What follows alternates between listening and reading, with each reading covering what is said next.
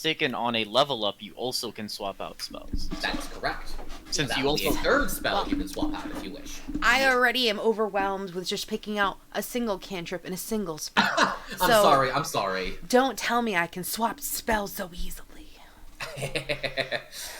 But yeah, we are good to go live. Kyle, hello and welcome.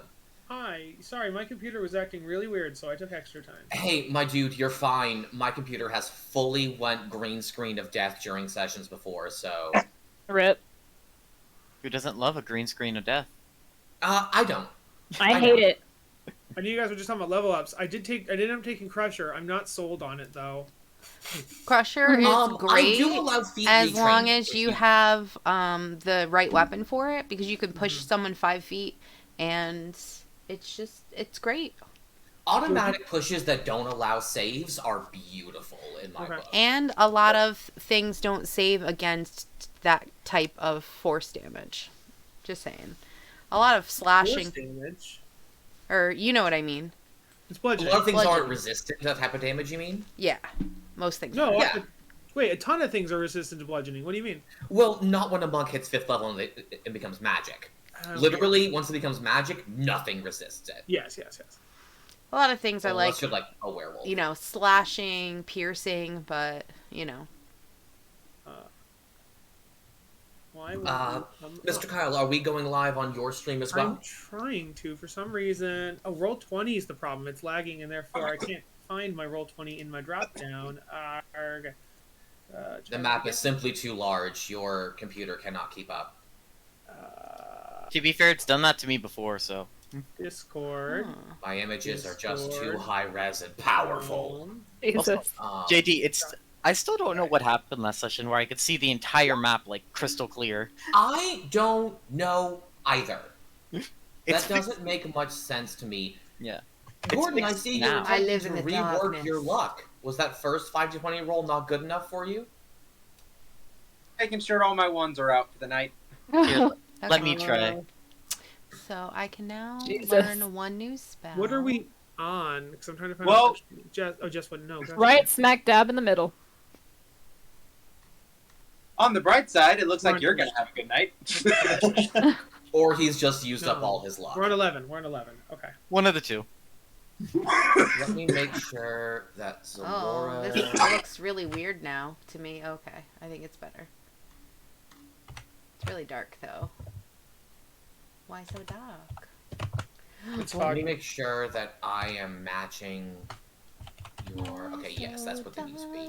This map is a bit different because it is dark, Ow. You don't. but it's say. because we are in fog, not because we are in actual darkness. I am live as well now after I like when it's darkness and not fog. fixing. I'll bet you do, buddy. Swamps ain't good for you. All right. Are we good to go on both streams? Are we set? Yeah. Yes. Stupendous. Well, welcome one and all to the next thrilling episode of Wild Beyond the Witchlight. Our Sylvan Seekers are within the village of Downfall, attempting to curry favor with the royalty of the Sodden Court. Would anyone care to provide a bit of backstory for our previous session? So when we arrived here, and we were on the skid, I believe it was? Skiff. S-K-I-F-F. Skiff, got it. We were met by 2 frog guards, and the frog guards guided us to the port, and as we were walking across town, we met a rock that was part of the path. Alistair befriended the rock, and then after moving past the rock path, we found a burning building that was the remains of a balloon factory. That is absolutely correct. Our party jumped into action to help put out the balloon factory and endear themselves to the bullywogs of Downfall. Would anyone care to jump in with what happened when y'all got to the Sodden Court? I'm gonna say Sure. Wyatt. What? I said Wyatt. It's your turn. Oh, okay. All right. Well, we after getting a medallion, I think it was, from the guy who was outside the balloon factory, we got a little bit of, I wouldn't say favor, but they were more apt to listen to us. The nobles of the town, that is, nobility. We witnessed a failed assassination attempt. Yeah, we did. Gordon remembered why nobility angers him sometimes. How easily offended some of them are. Mm-hmm. And we all got and notes. You say that, Gordon, because you said something at the end that specifically insulted the current king, King Gullop the 19th of the Sodden Court. I will give Gordon a little credit because Alistair also inserted his mouth at one point by bringing the frog prisoner. So that is true. At different points, both Gordon and Alistair became well acquainted with the tastes of their own feet. But y'all managed to escape none the worse for wear. But yes, Gordon, the party all got treated to a secret note from various nobility of the Sodden Court, each of whom has their own agendas. You've met with some of those nobility who have given tasks to various members of the party. All of which involve murder. All of which involve the preparation for murder. Yeah, not all of which are. I don't think actually any of them are murder themselves. Well, not necessarily. Amara was asked to provide a corpse of a bullywog. Yeah. Though the nobility who asked of it didn't really care how you got about getting it.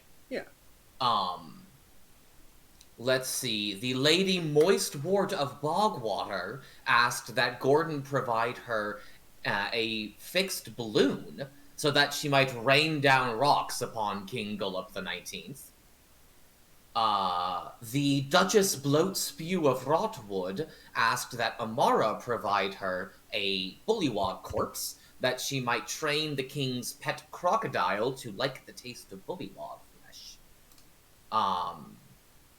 And Duke Squelchtoe of Slime Gully asked that Cedric separate the king from the book.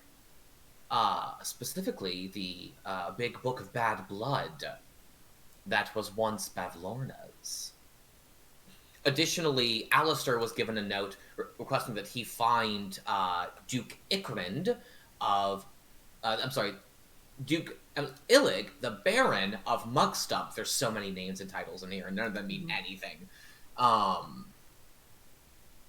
But before anything much more could happen after those meetings... There was one more note. I missed a note? Yeah, Which one? either Nephany or Amara's. Oh, that's right. Nephany also got a note. Nephany also got a note. I don't think the contents of that note were read aloud, but Shannon, correct me if I'm wrong. We at least know where it is, yes. We know, I did say aloud where we were going. The Watchtower. Watchtower, yes. Lovely, lovely. So yes, there also a note was passed into Nephany's caller asking that, I guess Nephany meet this person at the Watchtower? I mean, we were on the way there, and then we got distracted. There was a significant distraction. Would either Kyle or Kyle or Shannon care to elaborate on what that distraction? Well, one more thing happened before. Sorry, I don't mean to keep one more. No, thing. go right ahead. Go right ahead. We also we accidentally found the cage where the knight was. Oh staying. yeah, that is true. And the guards were just like, "Hey, we want a break. You want to watch over them for?"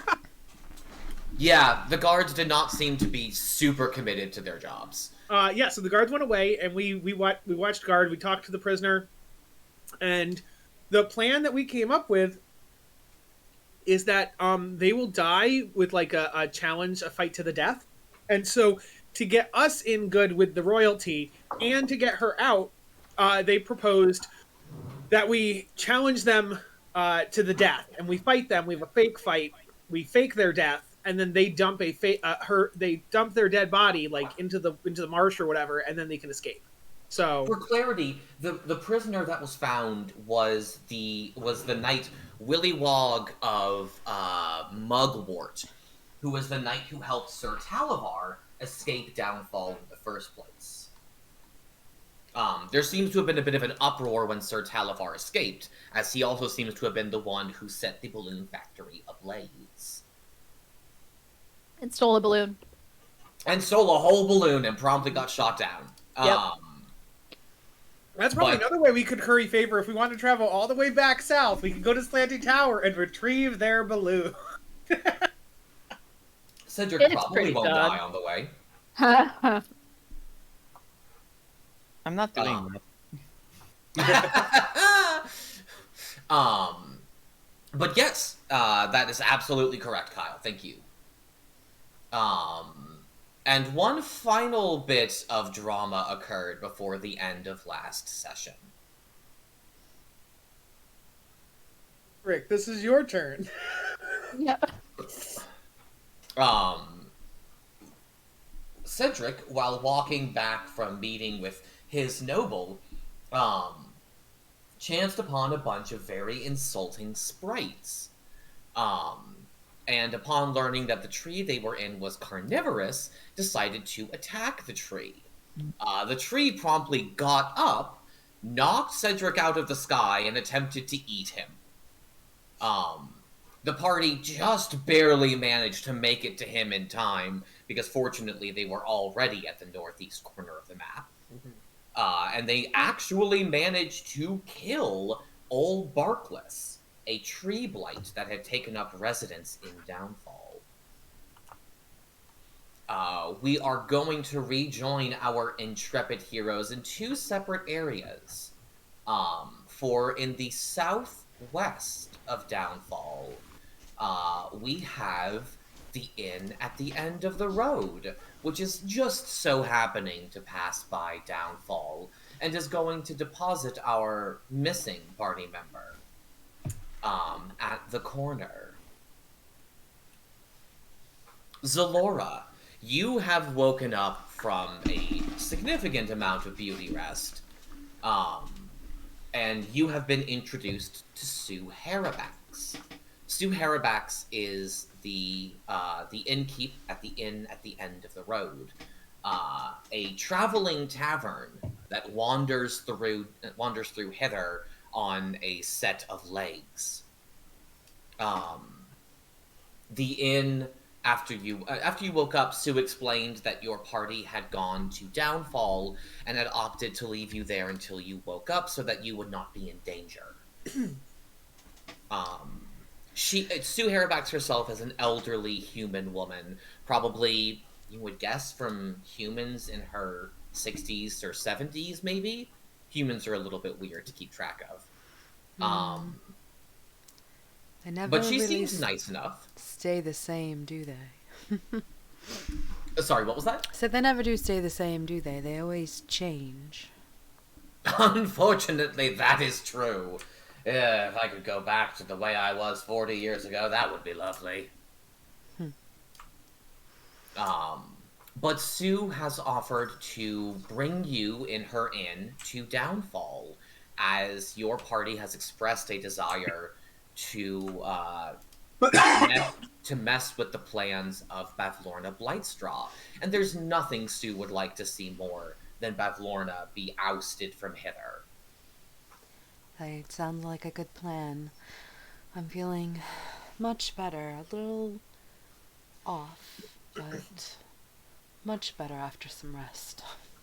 Well, be careful around the swamp gas, dearie. It tends to mess with a person. You be careful in Downfall, you hear me? The bullywogs are generally harmless, but easily insulted. I've spent most of my life surrounded by nobility, so I kind of know what that's like. I imagine you'll fit in just fine, dearie.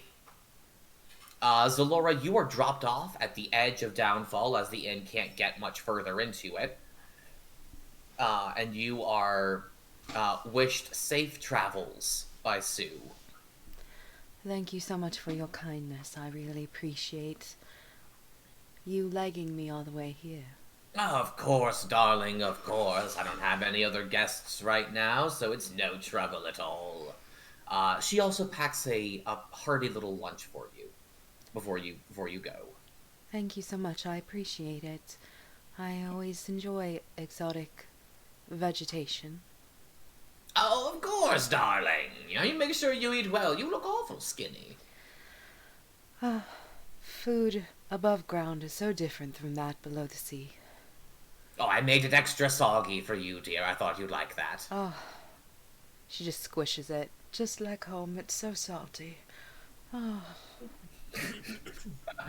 Zalora, you are dropped off in Downfall. Would you be so kind as to throw me a quick perception check? Of course, of course. Just gotta find my mouse. Oh, I'm very not perception-wise. Very. Zalora, the fog is incredibly thick here in Downfall. Mhm. It's difficult for you to see more than 20 feet in any direction. And as a result, you kind of have to wander about aimlessly until you hear, "Oh, down there! Who goes?" Oh. What sounds like a figure shouting up at you from a height. Hello there. I am looking for some very kind bullywogs, I believe. Might be yourself? Oh, yes, I am known as a very kind. You hear a slap, a wet-sounding smack, and you hear another voice say, "Clearly she means me." Well, Yes, you found the bullywogs in question. What can we do for you, ma'am? awesome. You see, I was feeling under the weather.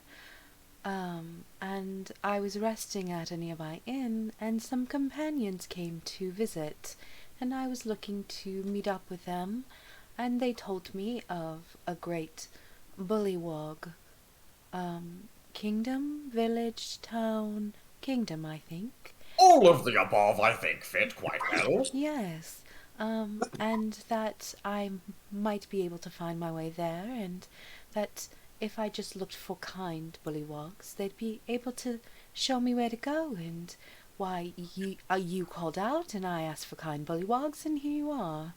Here we are indeed. I assume you mean those colorful travelers who passed in earlier. One of Yes. them's very tall, one of them was a bunny, and one of them had a dog. Yes, they're very different. Very much so. Very dry skin, all of them. You seem to have decently moist skin. Yes, very, very dry. They don't understand the proper wetness. I'm trying to teach them, of course, but it's hard to change. Zalora, you have thoroughly charmed these bullywogs, you think. They seem enamored by your presence. And one of them says, "Well, wait right there. I'll come fetch you and we'll take you to your friends." That's wonderful. It is wonderfully misty here. I'm having a spot of trouble seeing. Will you be able to help me? Oh, of course, of course. Please follow me, follow me. The bullywog is going to lead you down to the south. I'm sorry, do you know what your token is? I see Your me. token is Jess? I do. I'm right here. Okay, perfect. You should be able to move her around. He's going to lead you down to the southeast over here. Okay, hold on 1 second. I lost myself. You are right there. Here we go. You said to the southeast? Yes. Oop. Okay. Oh, I moved the screen in on myself. Oop. He is going to lead you down here to a walkway that heads around the circumference of Downfall. Wow. Hello, good sir. It's around that point that you hear shouting, and another bullywog runs up. "Old Barkless! Old Barkless was killed!" What? Oh my, who's Barkless? Oh, it's a giant tree monster that the hag planted in here! Oh my Oh. god, that hog. Oh no. I've heard she's so troublesome. So is this... Oh, no, it was a gift! It was a gift to the village! You can tell easily that they're both trying very hard to, shout you down when you call it troublesome. Well, troublesome as in the act of it dying is troublesome. Right. Oh, yes, yes, yes. Very much so. Very much so. Of course. Oh. These times in themselves can be so troublesome, of course. Yes. Can I... They're going to continue going. You do hear more shouting and kerfuffle over to the northeast. So Zalora, as you are escorted over there... I just hoe and hum with them, obviously, because I know all about this kind of huffily fluffily. Whatever they say, I will just happily hum along, just like either hoeing and humming to whatever pitch they go to. Oh, absolutely. You know very well this social dance that they're doing right now. Mm-hmm. And we are going to cut over to the northeast over here with the rest of our lovely party. Who are... It has been minutes since Old Barkless has collapsed. These two Bullywog Knights are actually cheering. But Alistair and Amara, on this side, you see that this Bullywog looks very worried now that Old Barkless has collapsed. I'm pretty close, so I would walk over. And I'd be like, does that thing make a habit of attacking people in your village? Anyone who gets close to it, yes. I thought we put a sign up, but I didn't see it anywhere. Oh. Well, are you okay, friend? You look a little bit worse for wear. Did you take damage on this one? I'm actually not bad. Just Oh, okay. I thought you'd taken damage. I'm bloodied. I'm about half. Oh, okay. Cool deal. Just me coming to see. Why do you, if it had attacked people occasionally, why do you look... I think I should get one of the nobles here to talk about this. I think I need to tell someone who knows more about this. Okay. Yep. He's gonna take off on the lily pad. He passes by you, Amara, and you can feel free to move yourself back towards the group. Nephany says, I tried to move the lily pad. Where is the group? It's back here. Okay. Whee! Yeah, the group is dead south of you. Cedric and Gordon, right as Zalora starts to approach, the two of you get a moment before she arrives to just, like, recover yourselves. What are you two doing? First things first, I gently slap him on the back of the head, and then I start looking at the leg. Yeah, absolutely. Cedric, you... Yeah, so are you on the ground or are you hovering right now? He's basically just like 1 foot, his wings keeping the other one off, like, from touching. Using your wing like a crutch. Yeah, so you touch down and then you... As the adrenaline wears off and pain sets in, and you feel this shooting agony running up your right leg. Gordon, you look down as Cedric winces, and you see that his right leg is bent at a nasty little angle below the knee. It looks like there's a split fracture in his shin.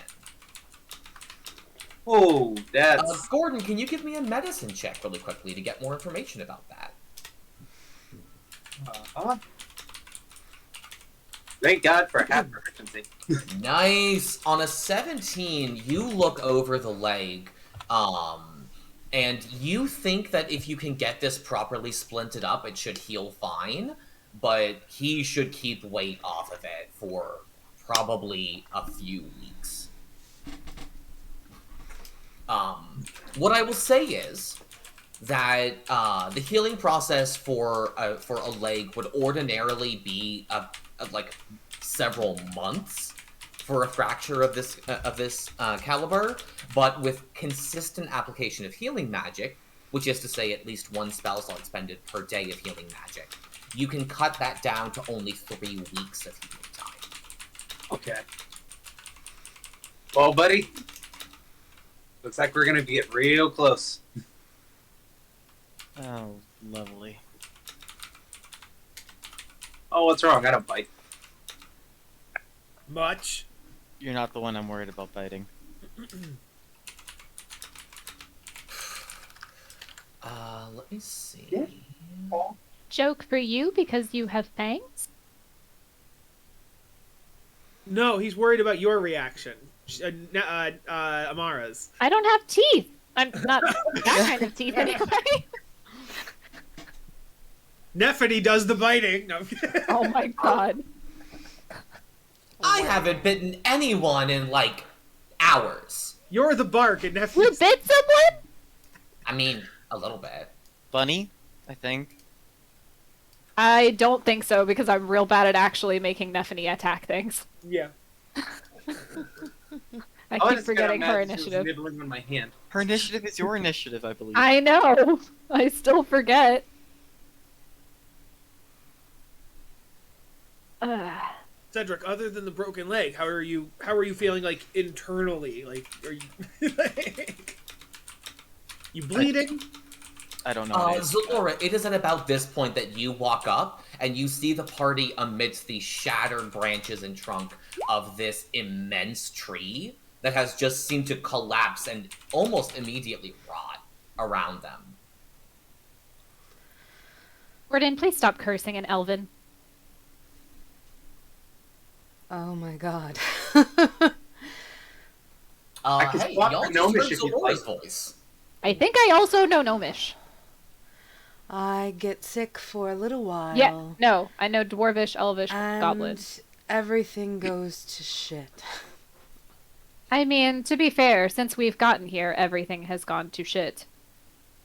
Things were going okay for a little bit. There's definitely we- something in the air. Cedric,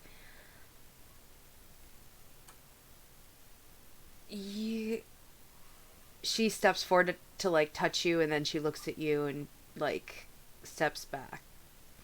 She's like, "Are you gonna be okay?" I'll be fine. A couple weeks, constant healing. Don't run on it. Should be all right. At least that'll stop you from running off on your own. Well, I guess it won't because you have wings. But maybe we should stay together. Do you think that's an appropriate joke, Alistair? Not a joke. No, I was saying that even though you have wings, don't fly off. Please stay with us so this doesn't happen again. Alistair, now's not the time. Maybe this isn't the best time for this either, but, Oh, When is it ever? I'm so sorry. I didn't realize. I'm so sorry. My name is Zalora. I didn't introduce myself. Oh, no worries at all. I am Brumblebog, the Knight of Mossflower. Oh, I'm It so is a sorry. pleasure, And my she lady. deeply curtsies. It is my greatest honor. He provides you with a courtly bow as well. I did not realize I was in the presence of such a courtly knight. It is Ah. my greatest honor. Nor did I in the presence of such a fair lady. He reaches for your hand to give it a very wet kiss. Oh, you glisten so wonderfully, and you And are my so lady, moist. you shine and sparkle with moisture. Oh, thank you. I do try. It is often so dry in this land. But I fear that such talk must come to an end as we find ourselves at a bit of a situation. I see. I believe that my companion has gone to fetch a member of the nobility who will have an idea how to handle this situation. I see. I'm not quite sure what I walked into, but I The believe... excitement of the moment, I fear, overtook me as well. We killed a tree She- that tried to kill Cedric. She pats his hand gently. I think that we shall have a talk. I fear that trouble seems to often find my companions. So I fear I have noticed. Hmm. It's at around that time that the guard who left earlier comes back with a bullywog noblewoman trailing with him. This is not one of the ones who had spoken to you previously. She walks up and goes, "Oh dear, this is a situation. A good Who is situation? responsible for this?" Oh, my lady. I am Zalora. I did not Are realize... you with this group who did this? Oh, I just came, but I didn't realize I would meet someone of your caliber here. I'm so honored. May I ask your name, fair lady? You may. I am Lady Ribble. I am Lady Ribble of Pondflower. Oh, of Pondflower. Of course, your name would be as beautiful as your land, no doubt. It is. But this is a matter most severe. Are you responsible for the death of this tree? It seems that this tree awoke and attacked these people. We need some serious counsel, and one such as yourself, who is obviously a wise noble, would no doubt be able to handle this situation. Please, may we have the honor of your advice, my lady. We are in such a situation. Zalora, your flattery seems to be doing a pretty good job at calming her down. Would you throw me a persuasion check with advantage? Absolutely. If I remember how to spell persuasion and find it. Oh, how about a nat 20? A nat 20 is pretty good. All right. Passable. She kind of ruffles in her throat. I suppose that, yes, I might be able to help with this. We should get you somewhere else for the time being. Several of you look to be in need of medical attention. I know, and they look awfully dry, don't they? They do. Let's get you somewhere with some nice moisture. Exactly. Please follow the beautiful lady. Oh, that is the tree. That is not her. She and the Laura knights winks are and she going- just holds her finger up, like, to keep quiet. She's going to bring you back to these lily pads over here. Should be over there. And eventually you are all going to make your way up north. So I'm just going to go ahead and grab... I was going to grab y'all's tokens. Okay. Move you. The chair. The Free tree's going one. to leave. Goodbye, tree. So, It's dead now. Laura will take the opportunity to go in the water as much as possible to get wet and to swim if possible. Just so, Zalora, the water is thick and deceptively deep. You can dive about 25 feet down in this water. Awesome. Oh, lovely. So I am going to don't think move that's the all word of our thick. lovely bunches. When you said lovely. Thick Yeah, water no, does it's sound not. fun. Thick water sounds you- bad. She wants to You show are her all- appreciation for the water and to, like, kind of to follow whatever custom she sees. You are all taken inside this building, the Sinking Palace. The Lady Pondflower explains it to you. This is where many of our nobility come to recuperate. I understand that you are all promised a room here at the behest of one Duchess Rotwood. Oh, I have just arrived. That is so gracious. I was not aware. You know, I heard that the Bullywogs were so kind and giving, and it just shows that your beneficiary comes before you. Indeed. Please wait here. I am going to go fetch His Majesty King Gullop to speak with you in regards to what has transpired here. But of course, is there anything that I could do while waiting for you, perhaps? No need for that. The knight in guard here will help you with your medical needs whilst you wait. Perhaps a poem of your beauty while you are gone. If you could compose one for me, this would be delightful. Of We have course. so few skilled minstrels here. She is going to head out.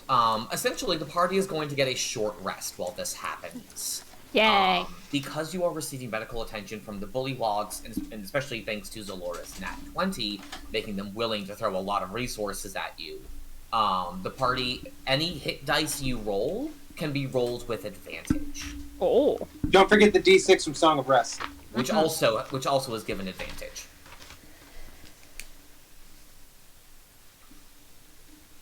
You can't do better than a 6 on a D6, so. 13.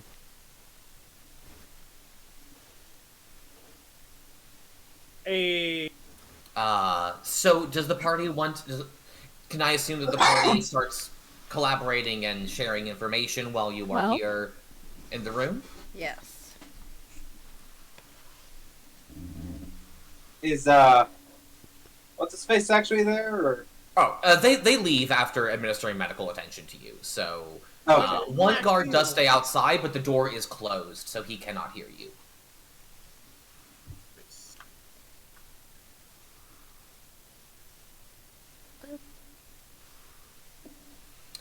So does the party want to have a scene here between each other, or shall we fast forward to the next part? I think we would just say, like, Zalora, you came in exactly the right time.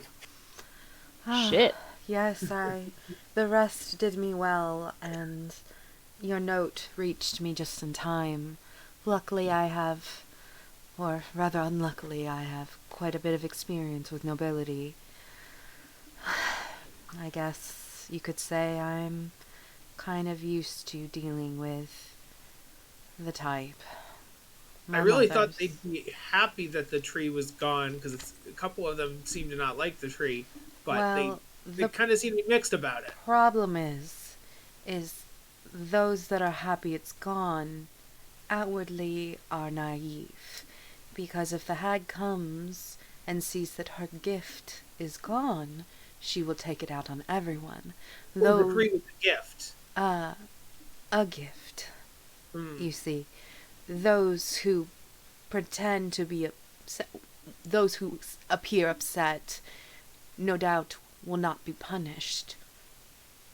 You understand, if she comes and sees that it's gone, she will decimate them. Well, on the plus Decimate side, us. we were already going to do some sort of champion duel. This might be a way to get us out of whatever trouble we're in here. Oh, I guess, yeah. If we're found guilty, we would just challenge the knight to.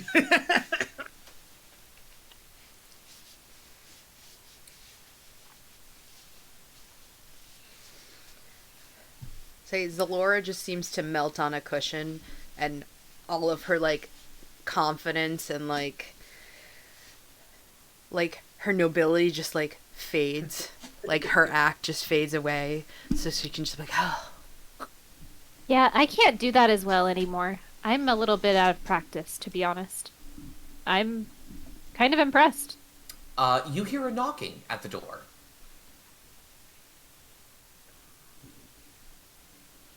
Come in. Someone going to... Oh, God. The door opens and Clapperclaw walks in. Ah, hey there. Zalora, Clapperclaw is a little scarecrow who has crab claws at the ends of his arms and a gourd sitting on top of his shoulders With coins in it. with little copper coins that rattle whenever he shakes his head. And he says, hey, I heard that you all killed a big tree? Yeah. Is that good? We thought it was good. It might not be good. It might not be good. Oh, okay. Hi, lady. I don't know you. My name is Clapperclaw. He looks at you, Zalora, as he says that. Zalora looks really confused, but she puts her nobility smiles on, and she's like, "It is my utmost pleasure to meet you, good sir." Oh, you don't you need to talk do the nobility Bullywog. thing with Clap. Clap's friend. He's good. You talk like the frogs do. Yeah, you don't need to do that. Oh, thank God. Hi, Clapperclaw. It is, hi. Hi. I'm, You're pretty. thank you. I talk like that because I don't want to offend anyone here. It seems that they're a bit sensitive, and my friend's got in a bit of trouble, so I didn't want to offend you either. Hi, it's nice to meet you. I like your claws. She shakes his claw. Oh, you're very well. Thank you. Was that okay? I like your face. Oh. Thanks. This frog is welcome. this bullywug's definitely going to get eaten by this crocodile, right? Oh, dear. You don't know. You're not sure. What I would like for the party to do, though, is to nominate someone to roll me a d20. I don't like that. I'll do. See, I think it was less of a nomination, more of a volunteer. Yeah. It was a 12, which is right in the middle, so can't be that bad, but it can't be that good either. Don't worry, that's the situations I thrive in. I rolled a nat 100 on a random encounter, and we got a red dragon. That was not fun. Oh dear. What you didn't realize was 99 of the rolls were a red dragon, and 1 was a black dragon. Like it's.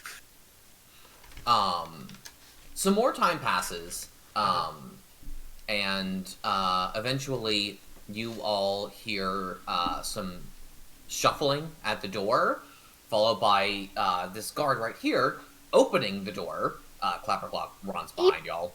Yeah. Clap. Just hide behind me. Okay. And you hear, His Majesty King Gollup is here to see you!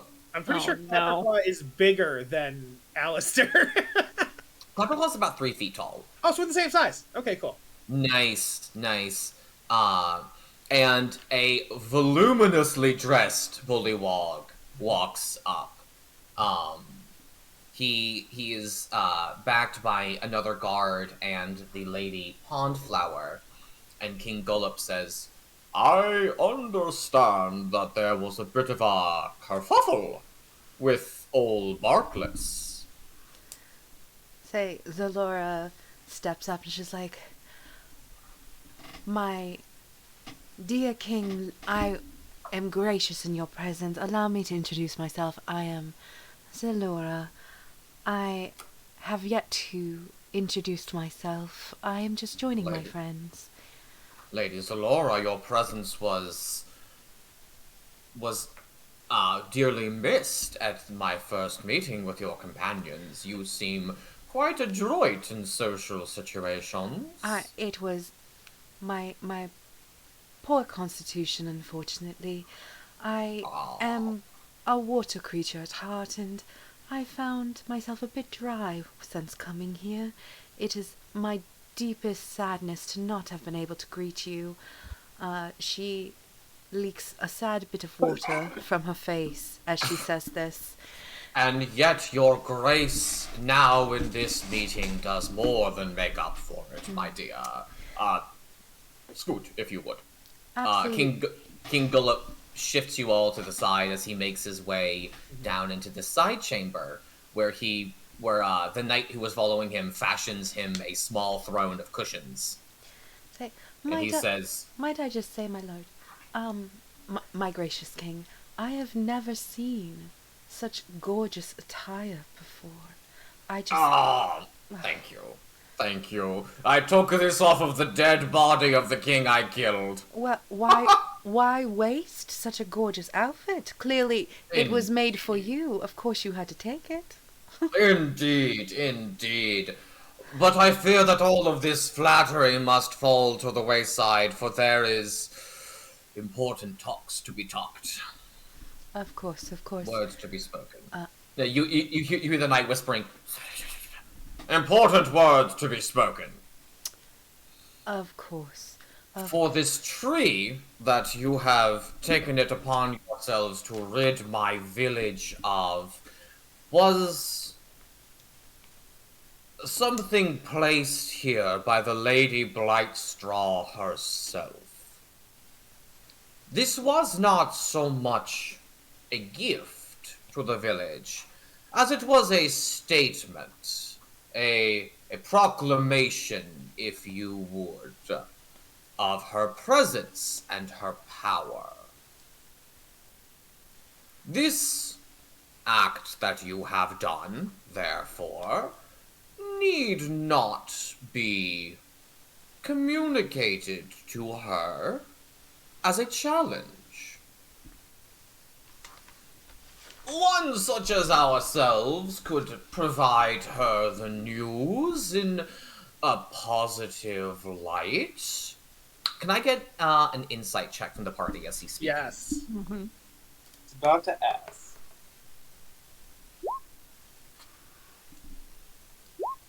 Zalora, you speak this language. Oof, oof, oof. Zalora and Cedric, the two of you speak this language. You know what he's getting at. Amara, you have not dealt with someone who speaks so incompetently in doublespeak as he does. Mara is also a little too preoccupied, worried about Cedric. Fair. Alistair, this guy's speaking in circles. Yep. You think he said the same thing 3 times? Mm-hmm. And Gordon, you're following along, but you're still not sure exactly what he's getting at. For Cedric and Zalora, though, the king is saying that you are in his debt now. That he has the power to communicate what you did to Bavlorna in a positive light or in a negative light. And he is subtly implying, he's, to your ears, not so subtly implying, that it is time that you suggest what you are going to do for him as a method of repayment for this. I will give y'all a moment to discuss this, because this is happening right now, but y'all did have a full hour to talk before he came in. Okay. So there can be some retroactive discussion. Okay. So Zalora would know exactly what this means, so what were we offering? We were offering some kind of duel or something, right? There is a challenge, yeah. The prisoners here have to either go against each other or go against a champion of some sort, and it's basically a duel to the death. The other thing I was thinking about was if we took one of the people who gave us a note and we were like, and we like gave one of them up, basically. not Okay, saying, you know not what? the who, but like, for example, we like, oh, somebody in the village knows you have a book. You probably don't know you have we don't say it this way, but you tell him he has Bavlorna's book, because he doesn't know that that's Bavlorna's book. I would have. You are assuming that he doesn't know. If, for all we know, it could be a gift from Bavlorna. No, the Cedric's bullywug said that he does. I thought maybe Kyle's Cedric actually said that to us yet. That's a good bit. question. Cedric, have you gone over the specifics of what Duke Squelchtoe... Sorry, I Is that his forgot name? that he hadn't. Yes, my bad. Cedric hasn't said a word I apologize. Then I Cool. don't say that. Ignore that. at all since the tree. I forgot. Now, Never y'all mind. could still give up either Lady Moistwort or Lady, or Duchess Bloatspew. That's actually, I was gonna say, it seems a little underhanded, but that seems to be the law of the land. Yeah, everybody's underhanded here. And to alert him of one, if not all, of the assassination attempts would definitely get us some favor and might cancel out this debt. I would not tell him about all, because we probably want to hold something up our sleeve, because, for example, let's say one of the attempts succeeds and he's no longer the ruler, we're going to know some more names. Well, it also seems like he's a puppet of the knight next to him. So... That is not the case, Laura. Oh, okay. It just seems that the knight knows more words, but the king is the actual power right now. Yes. Okay. How do I put this nicely? They're incompetent as hell. Yeah. Laura, I didn't mention this to the rest of the party beforehand, but you would have gathered by now that all of these bullywogs, while they've like taken on the trappings of nobility, don't seem to you to be like... They feel more like children playing pretend at aristocracy, rather than people who understand what all of this means. I do also agree, though, that the champion idea, we wouldn't have to give up anybody's names, and it would also help us free Sir Wigglewug. We could also ask for a trial in general. We didn't go into it thinking that we were going to attack the tree. We did it out of defense. I think we'd end up in a kangaroo court. Well, even then, if one of us was put on trial for the whole party's crimes, then they would be considered guilty, and then we have a contestant for this fight. Mm-hmm. Yeah, but it'd be faster just go there the direct way, if possible. Well, I feel like the direct way is by offering a champion is already admitting guilt, which is not a great start to something like this. There is a difference between us saying, "I'm so sorry, we did this this happened on accident out of defense.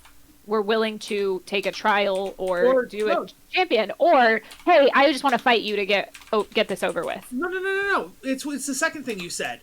We're so sorry we did this in self-defense. As penance, we could be a champion. So, sure. Yeah.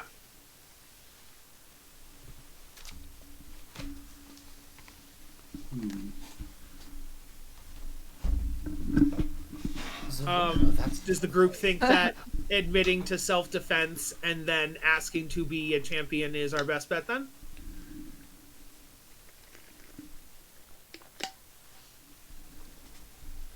I'm not hearing any objections from the party. I need some Cool. opinions here. Say I wasn't It's the here, only so option. I don't really know. So I'm gonna It's go the with only- group consensus. Well, this information, Zalora, is being communicated in the rest before King Gullop arrives, so they can communicate everything that has happened so far to you. Is there anything that is not communicated to Zalora? I know that Cedric is not giving details about Duke Squelchtoe and the talk he had. And Gordon also has not told the party about the balloon. That is correct. Gordon has not given details about what Lady Moistwort asked of him. But in general, everything else. So if you have any questions, just let us know. But Zalora has been fully filled in otherwise. Okay. Amara is going to put a hand on Cedric's hand and say, "What do you want to do?"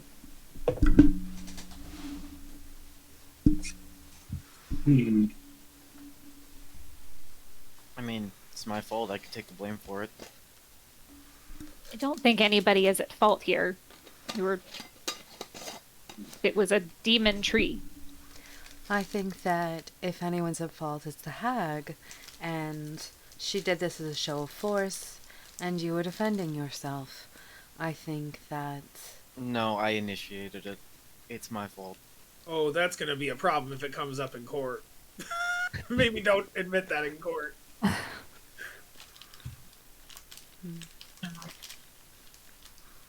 Why did you initiate it?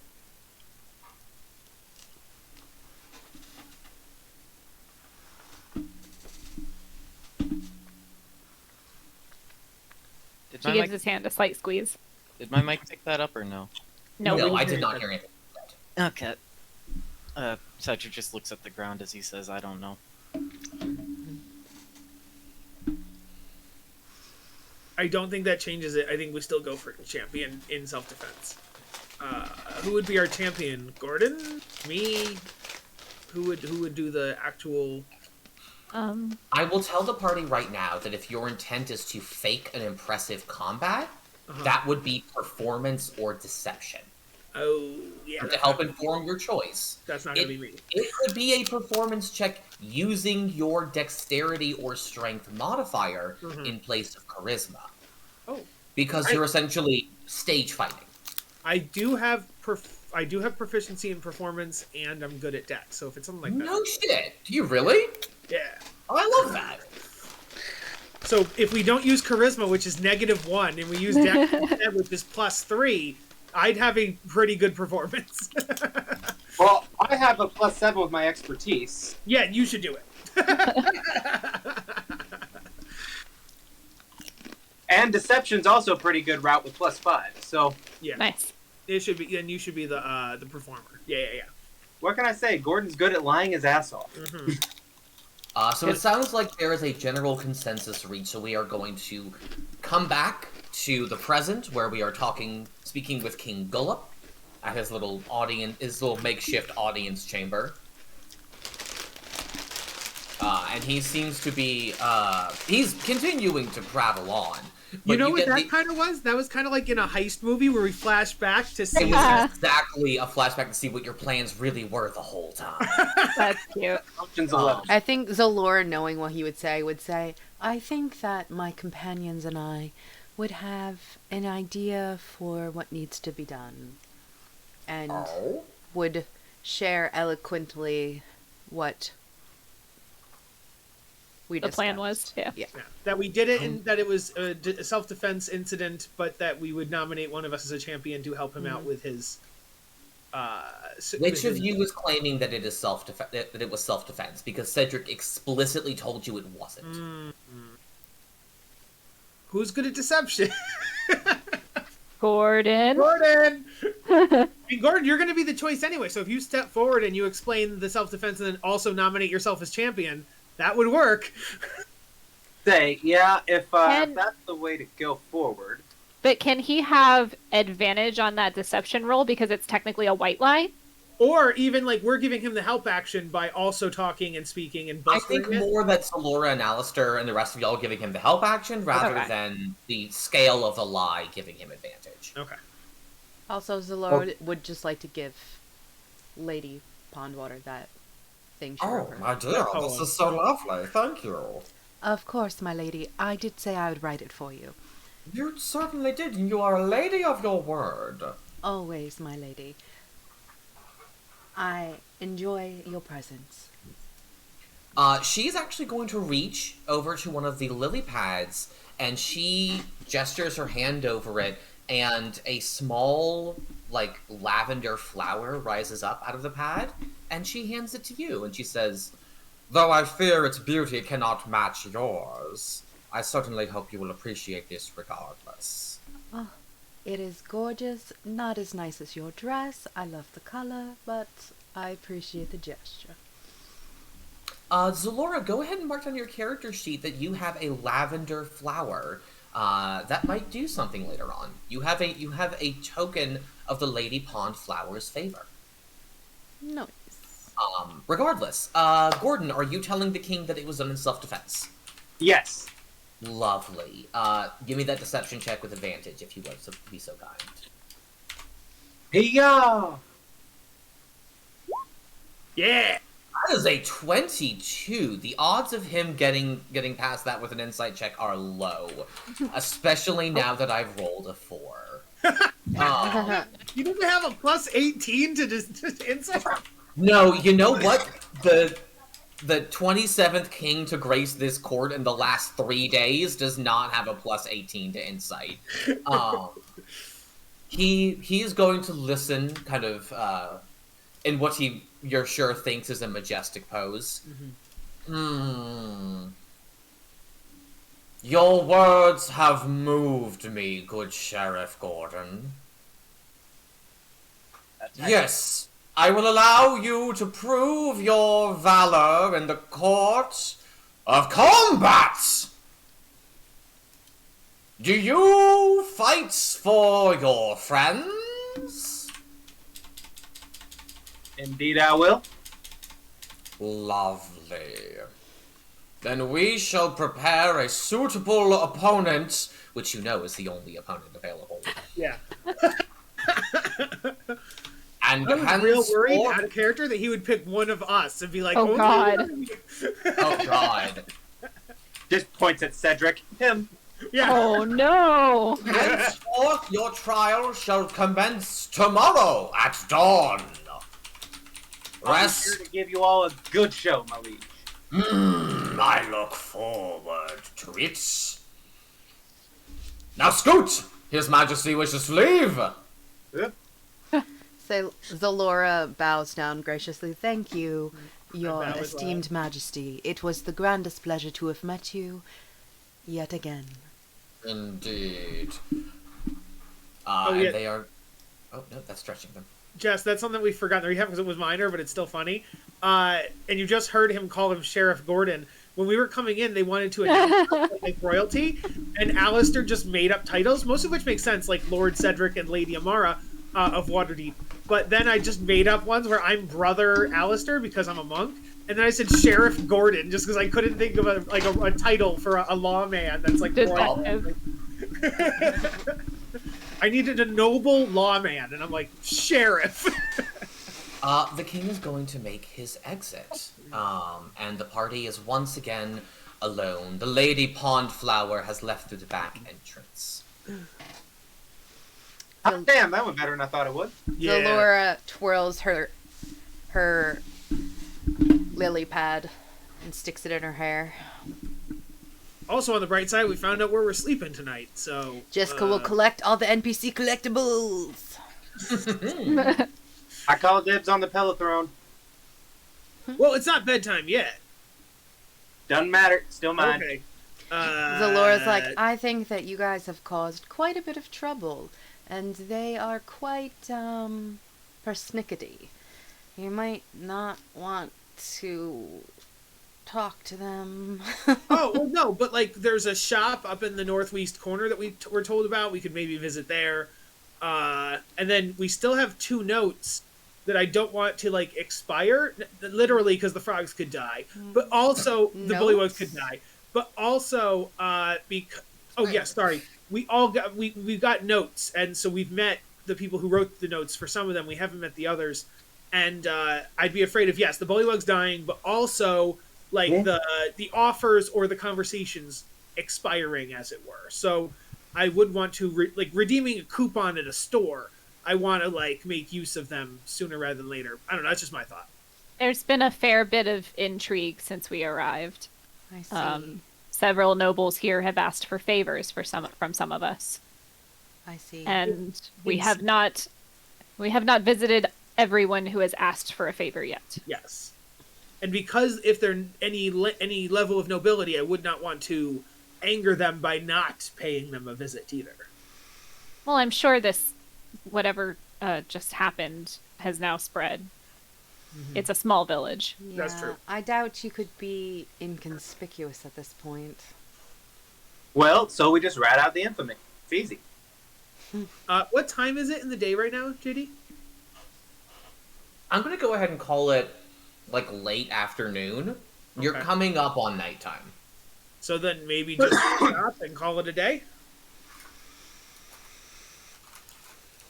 I think Zalora's willing to walk around. I think she's willing to be a goodwill ambassador, but I don't think that she would be willing to go backstabbing. So if you guys want to, you absolutely can. She'll just try to calm everyone down and make people like you guys, maybe?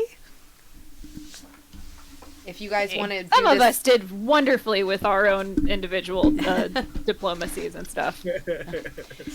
So Gordon and Amara, great.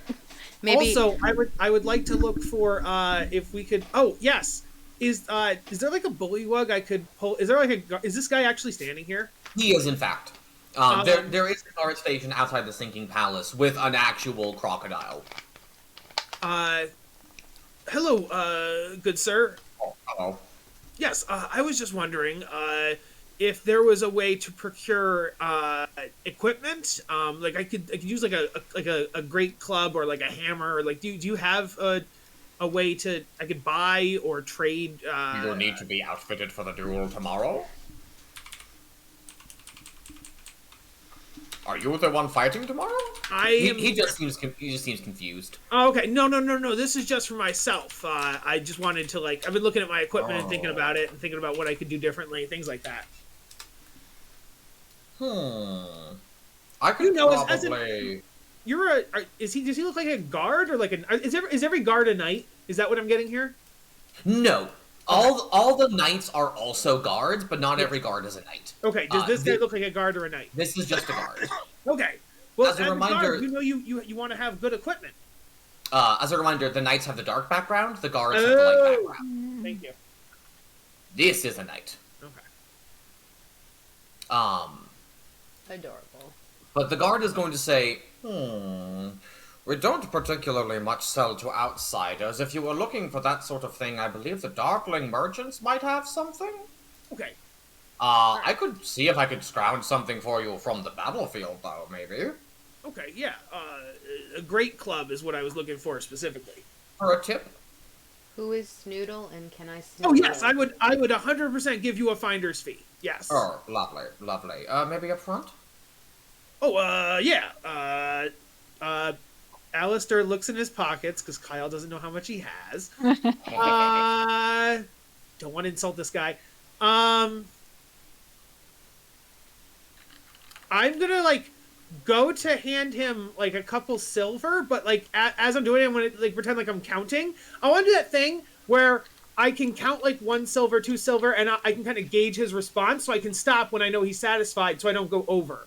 Does that make sense? Yes, I will need an insight check from you. Okay. Nope, that's a 5. That's a hot 5. Alistair, how much money do you have, and when do you don't notice his expression change at all? When Okay. do you stop counting silver? I would say like 10 silver. So you stop at 10 silver and you look at him like, huh? Huh? Yeah. And he's, let me check something really quickly. I can roll. I can't roll persuasion. I could roll persuasion. I don't want to roll persuasion. You know what? You know what? I'll just take 7 of those. Oh, okay. What a fine fellow you are. What a fine fellow you are, my good sir. Yes. Okay, I take 7. And you never saw that anything come back. Yeah, he never Oh. comes back. Do not insult a bullywog. Oh, don't worry. If he doesn't come back, I'll hunt him down. All right, I give him the 7 silver.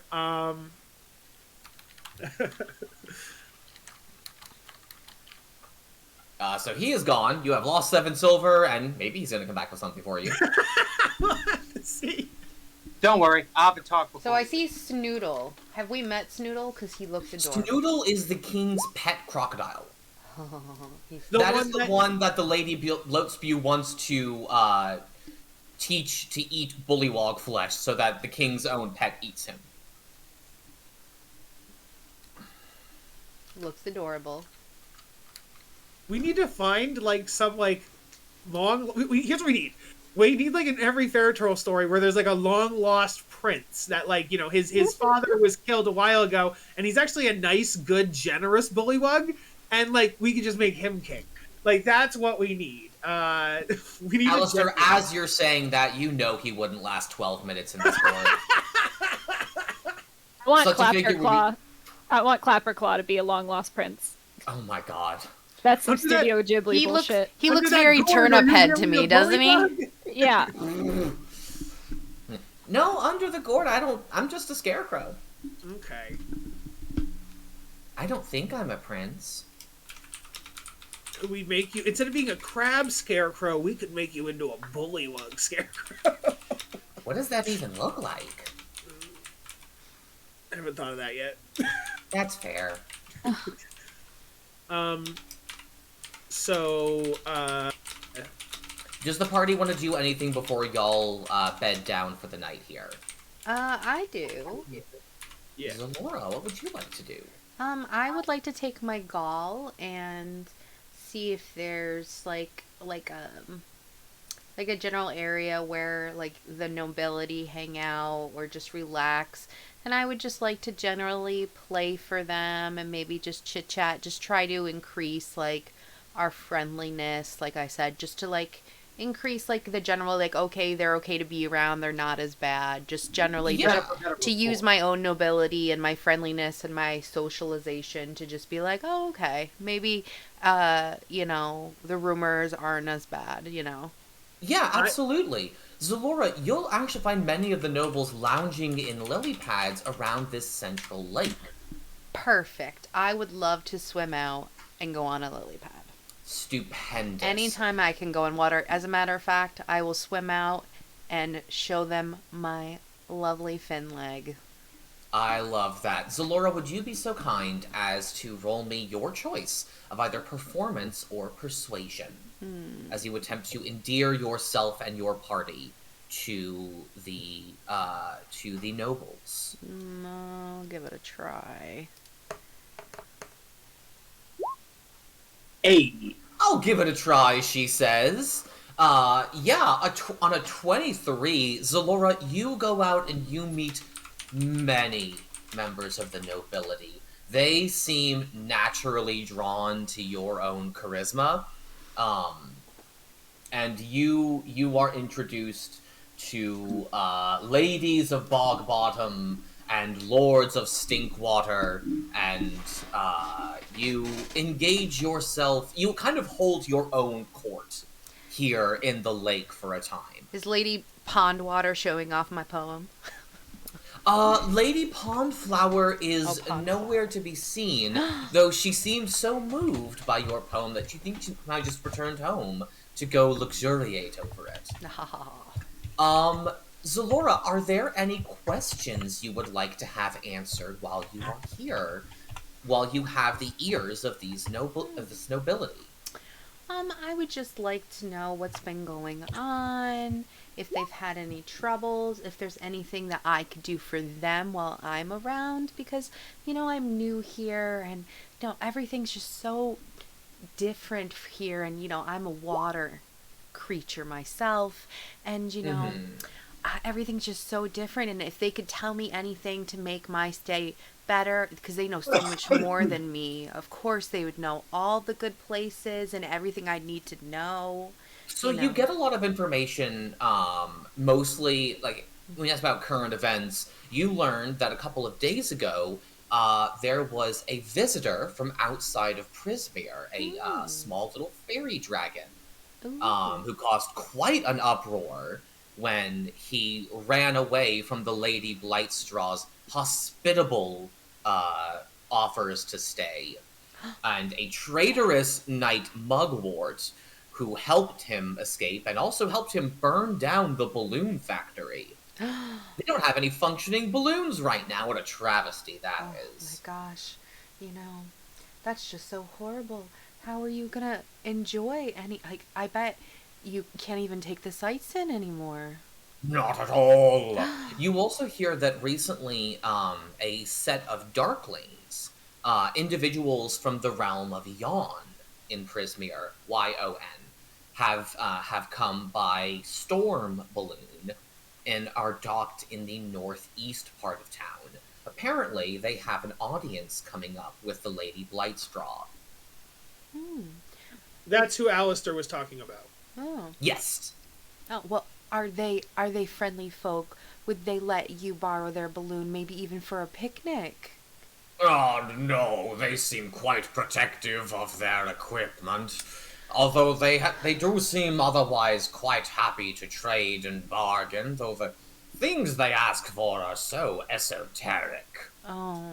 I had one try to sell me a bauble in exchange for the sound of my laughter. And I tell you what, I laughed her right out of town. Well, your laughter's quite infectious. I can see why they would want it. Oh, what a darling you are. Thank you, thank you. Well, people always want what they can't have, and of course, you people are so gracious. Why wouldn't they want the things that you have? I mean, of course. Indeed. Of course. Are there any other specific questions that you ask, Zalora? Nothing else you get seems to be of much use, though you can prattle on with them for as long as you want about the various sordid goings-on of the court. Is there any way to gently prod about any of, our witchy friends without them being aghast? Because I certainly would not ask anything that would turn them against me. And I don't want to bring up anything that would, especially with the recent tree debacle, would, turn them against. Absolutely. And you're referring specifically to the hags, yes? Yes. Because we do we need someone from each of the planes as well to. Oh, we did find out that the Scarecrow is from one of the planes, and then the Dark Dealers are from the other plane. But yes. Yeah, so we Yes, that is information you would already have, Zalora. Okay. That Clapperclaw is from thither. Okay. So we need information specifically about any of the other planes or the hags, right? Right. So I would gently prod about that, but seriously would not try anything to lose any favor, and I would backpedal or joke around, Go ahead and give me another persuasion check. Okay. Okay, not the worst. Not the worst at all. You gently prod and see if maybe Bavlorna has been seen recently in the village. If they know of anything that makes her uncomfortable, or maybe if they know of any like gifts that might be taken well. You get back that Bavlorna is something of an amateur taxidermist. So gifts of dead animals might be well received. Maybe rarities? Rare dead animals? Oh, especially those. Anything exotic she would love. Okay. Notably, you also, one of the bullywogs says, I tell you what, when she came down to visit the court last time, she yelled at my son, and he wasn't doing anything but spinning in circles. Strange little beast, if you ask me. And one says, but Lady Blightstraw, your son.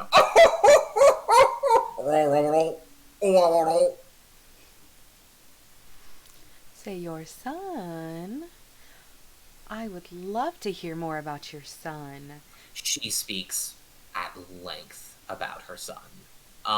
She is happy to prattle on about her lovely, I don't know how long Bullywogs live, so I'm just going to give it a human age 7-year-old son. And any reason why she would yell at her son for spinning? Just like because she was annoying, or is this trying to...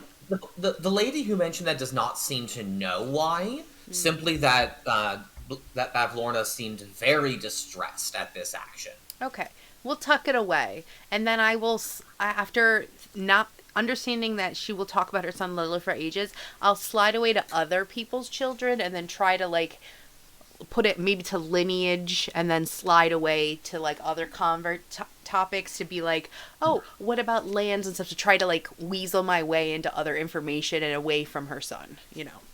Yeah, absolutely. You're able to like navigate the ship of this conversation to more or less whatever waters you want at this point. Okay.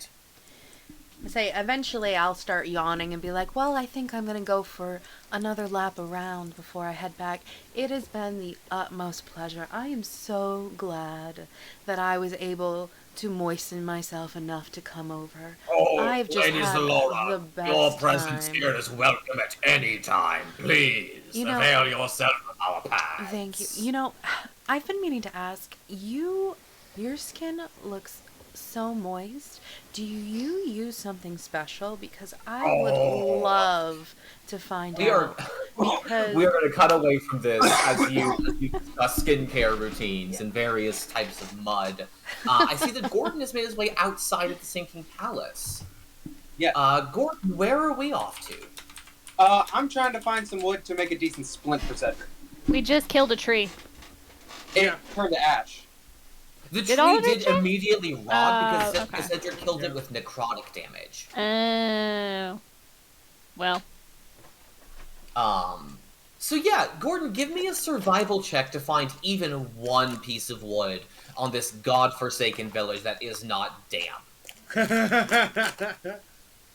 Oh, I was Gordon, actually right. That's a natural 19. What was that? I'm sorry? I was gonna volunteer wood, but you got it.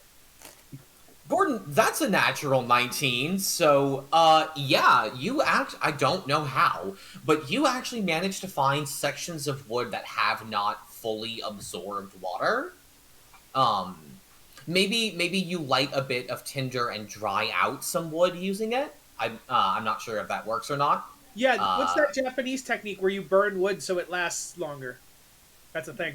I forget what it's called, though. Oh, is that? Well, you do that. Well, I have prestidigitation, so there you go. You managed to gather a nice bundle of wood to use for Gordon's splint. You also see a bullywog digging around in the battlefield. Great club. How big is a great club? I didn't know he meant the proving grounds. I could search the proving grounds myself. Like I did. You're an honored guest. I didn't think you were going to do that. Let's see, great club, I think you can use it one hand pretty easy. No, regular club, one hand pretty easy. Great club, pretty big, think size of your torso. Oh, okay. Well, thank you, friend. Not a problem. I do love that now Gordon is also helping to find my weapon. Hey, I heard him muttering. What am I gonna do? Yeah. He's a helpful boy. Chaotic neutral doesn't mean I'm an asshole all the time. Exactly. No, but you don't know it's my weapon. That's why it's even fine. It's like- Alistair, I see that you are headed up north to the, excuse me. Alistair has been so curious ever since he first heard about them, like, many days ago. Alistair, you head out into the fog towards the docks, not the dock, but like a pier where you know the Darklings are stationed. And before you even get near there, you hear the rumbling of thunder. At the end of this pier is what you at first think is a massive black balloon that is gently tugging at the ropes, mooring it to the ground. Beneath it is a basket made of black wicker and wood that is currently serving as a merchant's stall. And I say it appeared to be a black balloon because as you get closer, you realize it is actually a massive storm cloud. Oh, wow. Held down by wire and netting. That's very cool. The area beneath it has been designated a merchant stall. And as you approach, you hear the bickering of two individuals. You're not close enough to actually discern what's being said, and also I don't think it's in a language you speak. What languages do you speak, Mr. Alistair Buttons? But Alistair Buttons. It's common. Oh, obviously common. Primordial and Sylvan. Gotcha. No, you do not understand this language. I will say you recognize it, though, as being Elvish. Albeit an odd dialect of Elvish that sounds a bit grating to your ears. Can I see the two beings, or not yet? You do. They are two dark silhouettes that you realize are not just silhouettes, it's actually just that their skin is pitch black. Okay. And the two of them are tall, willowy beings who are engaged in what looks like almost a slap fight. Like they're inches from it when they see you approach. And one of them says, "Oh, a visitor! Oh, stop it. Hello there! What can we do for you?" Hello. They lean forward on the glass counter that serves as their storefront. Welcome to Trinket, Bauble, and Charms. My name's Trinket. I'm more than happy to be of service. Who's Bauble and Charms? Oh, well, that's Bauble. And our boss is Charm.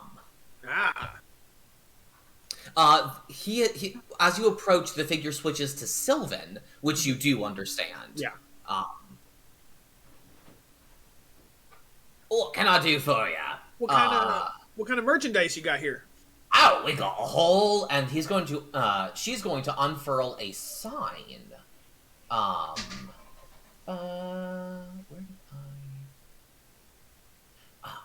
did it is. I'm gonna move that to that folder, and I am going to show this. We got a whole bunch of things, and Trinket gestures broadly, and you see the glass counter pop with smoke as things appear on display inside of it. We got a lovely little thimble, but unfortunately you gotta use your own fingertip with it. We got ourselves a duskmallow pie, freshly baked, I promise. We got some ink portraits that, and we got ourselves a monocle. It's a nice monocle, I promise. She leans over as you examine the wares. Does anything catch Alistair's eye? Get yourself a monocle. Do it. I like that it's called the Moon Monocle. Yeah. If your bunny doesn't have a monocle, you're not doing it right. Let me see something. I was one of the people that don't have dark vision, so if that's what it's hinting at, Same. But, How much is the monocle? We should all wear monocles. I think it's hilarious that Gordon was looking for wood, and it's like, here's I screamed. That's where it all went. You can't prove that, can you? How Alright, many yeah, monocles? sons of bitches. Yeah, Is it I would ask about the monocle. Yeah. How many monocles? Oh, Is it just one? nice little monocle there's caught your eye, huh? Mhm. Oh, this little baby, that's your, There's a pause, and Bobble jumps in. It lets you see good, don't it? And Trinket says, I do! You want it? Now you two seem like magical folk yourself. And I'm a magical man. Oh, myself. everything we got here's got a nice little sprinkle of magic on it. Yeah. I'm a magic man myself. And I do some gust and some shape earth. I'm like, so what's the deal with the monocle? Does it actually like? Oh, well, this thing magnifies the moonlight, don't you know? Mhm. Turns dark into day. Makes the starlight into spotlights. And how much is that fetching? Oh, I'll take just the color from your eyes for that one. The fuck? Bobble was gonna say, oh, if that's too steep a price for you, I'll take it just for the rhythm in your step. Definitely the rhythm of my step. I could probably part with the color of my eyes. Is it the color you see or the color? Color that appears, I would take it. You have not asked for specifics. Yeah, I would say, I take it you mean the color that appears in my eye. Like, if I have blue eyes, you would take the blue away. That's exactly right. Can you make Alistair's thing bigger? Because I don't remember what color eyes Alistair has. Can you make his token bigger? We can't. Looks like blue. Greenish green. blue. Turquoise. He's a little seafoam-eyed bunny. Yeah. So, Oh, I I got these. like a teal. I got these teal eyes. What would they turn to? Like white, black? What would they go to? Translucent. They be glass in your eye there one day. Oh, Nothing at all. that's interesting. Let me see here. The only other one I was wondering about was what's the thimble? Oh, well, it's a thimble, ain't it? You put things. But other than sewing, thimbles are for sewing or like playing the guitar. Are I guess. they? Are they for sewing? I think so. That sounds about right, I think. Maybe it's a mending spell. I don't think you can play the guitar with a thimble. Mm-mm. You could use a thimble like a pick. No. Uh-uh. No, That was no. the theory Gordon's run. Well, that's the theory Alistair's running with. So that's I what love he's saying. that. I love that. I don't think that's how that works, but I don't know enough about thimbles or guitars to tell you. You get a good banjo, you play it with a thimble. Trust me. No, I'll not at all. take your word on You definitely use a pick. A Yeah, thimble but is not I'm telling the this to these guys, and then they'll keep spreading it to other people. It'll work. Trust me. same. Mm-mm. So you want it or not? So yeah, what's the magic part of it? Well, it traps things, doesn't it? Oh, it traps things. Okay. Yep. Huh. Does it trap your fingertip? You don't know. You're not there to ask. Yeah, you're not there. I What are you trying? I saw you roll a persuasion check and you didn't get good on it. What are you Oh, doing? it was just joking that you can play a thimble guitar. That's all it was. It was just like further in the joke. That's all. So. I see. But, okay. I'll think on this. Do you have the same wares or do you rotate them? We got the same wares, but we got a limited stock, so if you want something, you might want to get it now, or else somebody else might snatch it out from under you. I'd like to roll insight on that sentence. Sure, absolutely. Oof, not one. I suck. Hey, It you does only say see one of limited each of them time in only. powder. Tell you what, we can barter. Not barter. We can negotiate. I'll give you one of my eyes colors because you're only giving me the one monocle. Nope. Oh, it doesn't Price matter is that? the price.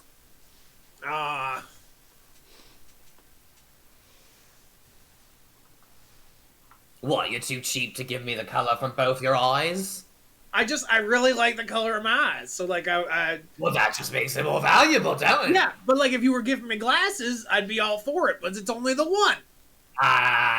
Just so people can see the beautiful translucence that will be waiting there after we got there.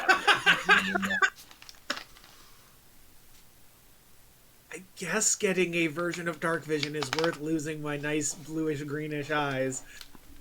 But it's only seeing in dim light, not completely darkness. Then again, I'm not here. Yeah. I think I'm gonna sleep on it, and I'll come back tomorrow. If it's still here tomorrow. If it's still here tomorrow, yeah. Yeah. God damn it.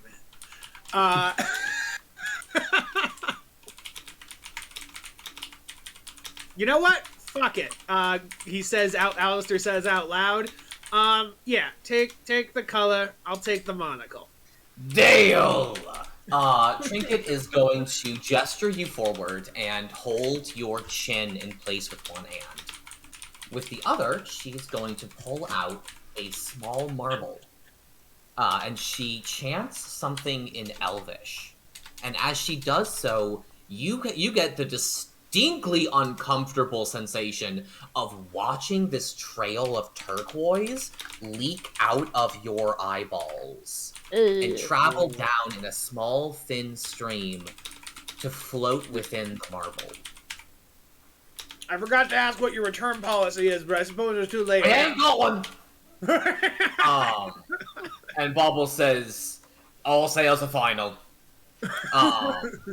And Trinket is going to pass their hand directly through the glass and grab the monocle, and in a small velvet, on a small velvet pillow, she hands you the Moonlight Monocle. Thank you. I put it on immediately. Fantastic. You put on the Moonlight Monocle. Let me see. Oh, you know what? These do not require attunement. Nice. Alistair, you put on the monocle, and it was getting dark out here. There's not a whole lot of light. Yeah. The dim light that was around you before with, like, the little bit of torches and the flashes from lightning is suddenly bright and vivid in the eye that's wearing the monocle. Yes. Okay, thank you. That was a good trade. Before I go, agree. yeah, What now? So I hear that your balloon there travels all over. We get around.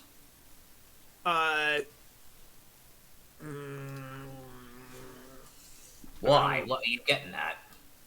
Do you ever take passengers when you go? No. No? No. There's no trade. Bobble says, well, wait. What have you got to offer that's worth travel? Well, yeah, that would be price determined by you, but it would depend on where you're going to be how much it's worth. I think a sense of direction might be appropriate trade. I think ability to read a map might be fair. That feels thematic. Ooh, maybe right foot, so you got two left feet? Do you ever go between hither, thither, and yon? Only when we got to. When Charm tells us to. Yeah. Out of character, which one was the scarecrow from again? Was it thither or Scarecrow's yon? from thither. Okay. But I am going to need a persuasion check right now from you, Okay. Alistair. Oh, fuck me. Oh,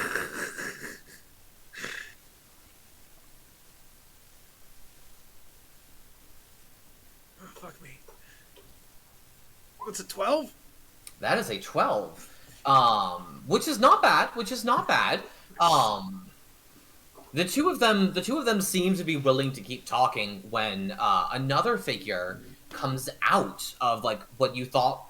This doesn't look super big, but this figure still opens the door at what you thought was the back of the basket, which seems to lead further into somewhere. And this is a tall, slender figure wearing a big brimmed black hat. And she says, "What do we have here? What did I hear you talking about? Taking passengers?" "We don't take passengers, sir. We're merchants. I take it you're Not a Charm. ferry service."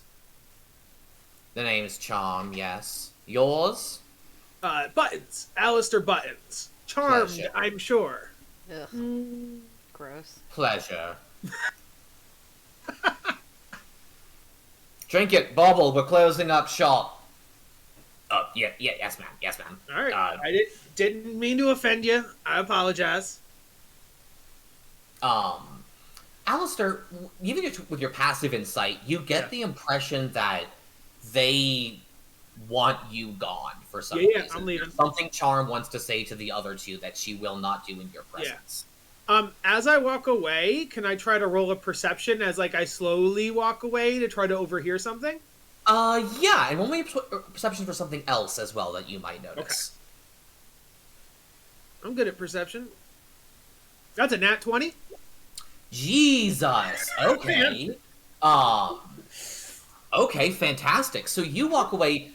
I'll give you several things. Okay. Firstly, none of the three of them have shadows, Okay.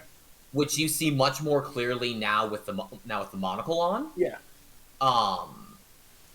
Secondly, as you walk away, you hear Charm in a hushed voice as she shepherds the other two back into whatever that back door leads. "What are you doing? You know the mistress don't want us gallivanting around with people."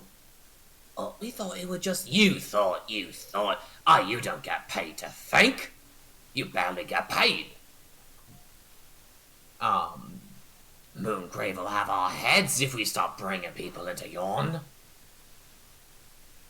And the door slams shut behind them.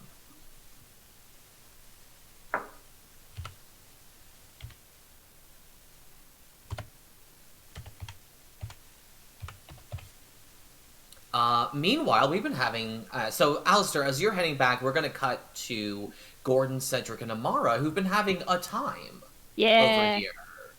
And I very much appreciate y'all's willingness to, do that, simultaneously with RP happening elsewhere. But what's happening? Do you want to have a quick scene there out loud? Or do y'all think that you've more or less covered things? Now I'll leave it to the rest of them. More or less covered.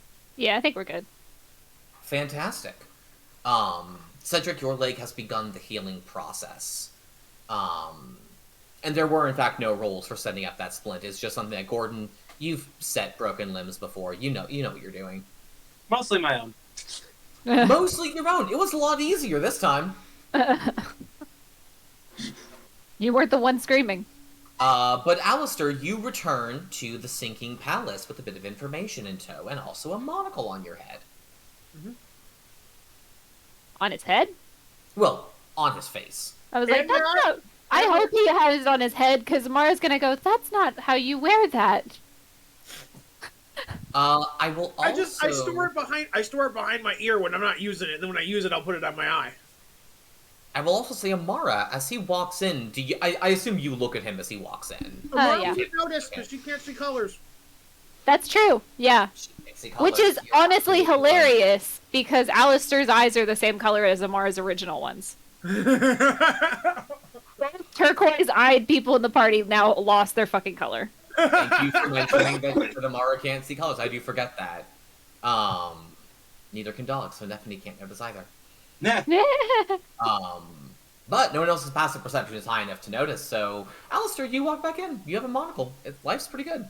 That must be a freaking terrifying way to turn into a dog. Just Nephany just experienced the same thing Amara did. Just suddenly lost all color. But my spelling thing's got a lot better, and my hearing thing has got a lot better. And now I'm a guard. That makes the bond between them so much better, also. They both went through the same shit. They did. That's crazy.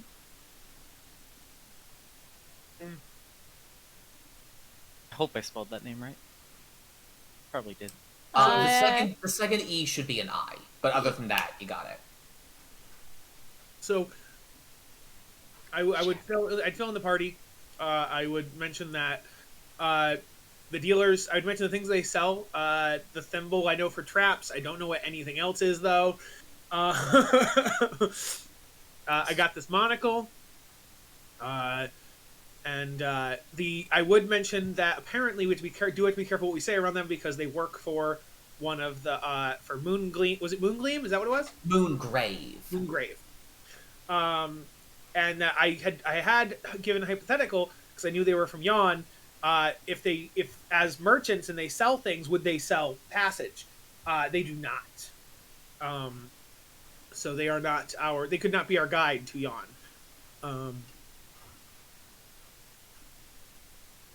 But if anybody wants to go look at stuff, some of the stuff seemed neat, but it's I didn't want to stand there and ask like, what's this one do? What's this one do? What's this one do? But I got the monocle and I know what the thimble does, kind of, sort of. But... Huh. And what did you? What were the prices like? So it's like abstract stuff. Like when I brought up the hypothetical passage, they're like, oh, well, if we did sell passage, the price would be like, you'd swap your right foot for another left foot, or like you'd lose the ability to read maps. So like, I turned to the other party members, I pointed my eye, and I'm like, so I gave up the color of my iris for, is that your iris? That's your iris, right? It is your iris, that is correct. It's your iris. Mm-hmm. Yeah, I gave it the color of my iris so I could have some form of dark vision. You did what? My eyes are clear now. I know you can't tell, but they are. Really? Mm-hmm. So one tell her that my eyes are clear now. Also, maybe someone react to the fact that my eyes are clear now. Gordon and Cedric, you can both see that his eyes are in fact the irises are fully translucent. They look like he just has a ring of glass around his pupil. I just sigh, pinch the bridge of my nose, and shake my head. Zalora is fully sleeping. She just has papers scattered all around her with notes of all the information she found. He wasn't cursed. Nothing happened. He chose to do it. It's his problem. I mean, at least you can still see, I guess. Yeah. Right? You can still see color, right? Yeah, I can still see perfect. It's just you guys couldn't see the color of my eyes. But wait, hey, maybe that's good because there's that saying like, "Don't shoot till you see the color of their eyes." And now they can never shoot at me because they'll never see the color of my eyes. I thought the phrase Alistair, was the white of their eyes. Oh, you're a scarecrow. Clap. I think that. Oh, was that Nephany talking? I'm sorry. No, that was Clapperclaw. Oh. Oh, okay. I guess I don't know. No, I'm sorry. no, you're right. It 100% is, and now all you have is white. No, it's white and clear. So Clear just white. white. Clear isn't white. Come on. You would say a window pane is white. A window pane is clear. I think it looks cool, Mr. Buttons. Yeah. No, I wasn't trying to mock you before when I said you didn't know the saying, Clap. Oh, okay. Just use a good boy. No, I'm just kidding. Oh, thanks. Thanks, Mr. Buttons.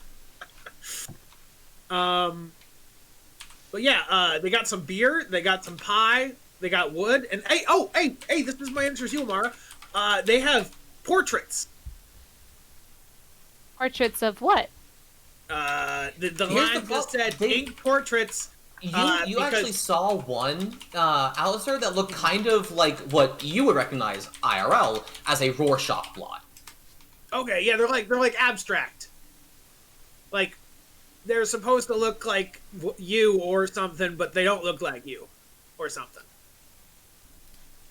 Did they say how? I don't know. You're an artist. I figure you'd appreciate art.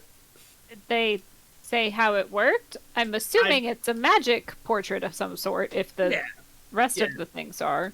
Yeah. I didn't ask. Huh. Once we got to the travel part, they kind of made me skedaddle, so I didn't get into the anything beyond the two. Huh. I see that at least two people are interested in visiting Tefidra really quickly. Are we heading to do that, or does the party want to have any other scenes first? Cool. Cedric, do you have anything to stand on other than just your own wings? Do you have any? Gordon. And Gordon Amara. Got me. Gordon and Amara have these two. Fantastic. Oh, I didn't know if everybody was going because you had only invited Gordon, so I didn't know if everybody was going or what was going on. It's friendship. Friendship. Is everyone invited, or is this a scene between you two that you want to do? Not Gordon, goddamn. Cedric specifically said, if you have coin, you're welcome to join. He's going for business, not for... You literally rhymed. I actually didn't see that sentence. Okay. Because I saw Amara's, and then I just stopped. I didn't get to read the rest yet. Gotcha. Cedric, when you stand up from your little perch on the ground, you hear, like, the chiming, the ringing of wind chimes behind you, and when you turn around, there is a door in the wall behind you. I would just want to go and poke Zalora, because I know she didn't get to see the magic shop last time. So I'd be like, and I give her, like, I don't even actually touch her. I, like, grab, like, a pillow, and I use the pillow to poke her, so I'm not poking her directly. You just get the pillow really wet, and she Yeah. goes, huh? I'm like, Zalora, Zalora, they're taking a trip to the magic shop. Do you want to go? She goes, don't hit me, don't hit me. Oh. Huh? Oh. Alistair, what? Yeah. The others are going to the magic shop, and you haven't been yet. Do you want to go? Oh, sure. Did you get my notes? What notes? She points to the things that says It's notes. that. Notes. What? Oh, I What love that. oh, what's the note? What? Was it in chat somewhere?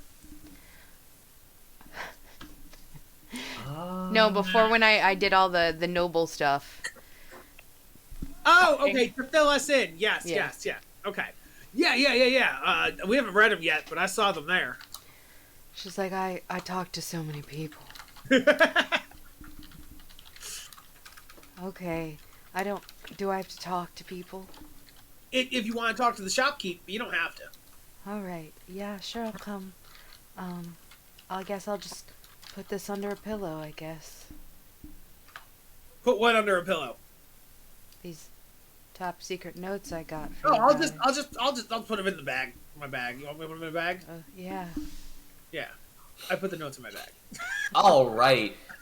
We make our way over to Tefidra's shop. In the door, there is a small slot for the wooden token she gave you before. And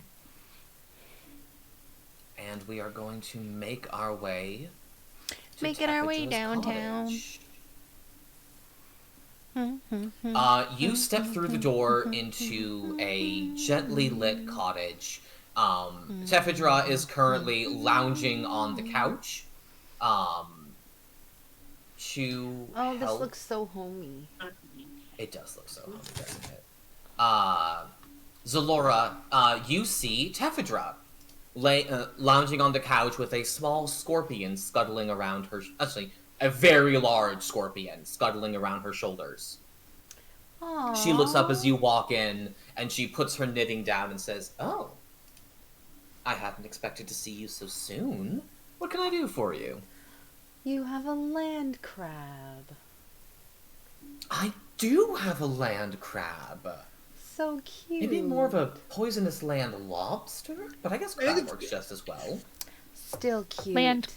Land crawfish? What's its name? Oh, this is Montgomery, darling, and I am Tefidra. Tefidra.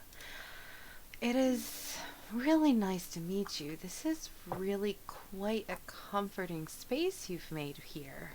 Oh, well, thank you so much, darling. I don't believe I caught your name. My name is Salora. You can A pleasure. call me Laura. She is going to wave her hand, and a selection of refreshments manifests on the coffee table, as she leans forward and waits for you to tell her what it is that you need. I Hello. I was interested in the lottery you have. They've come in quite useful as of late.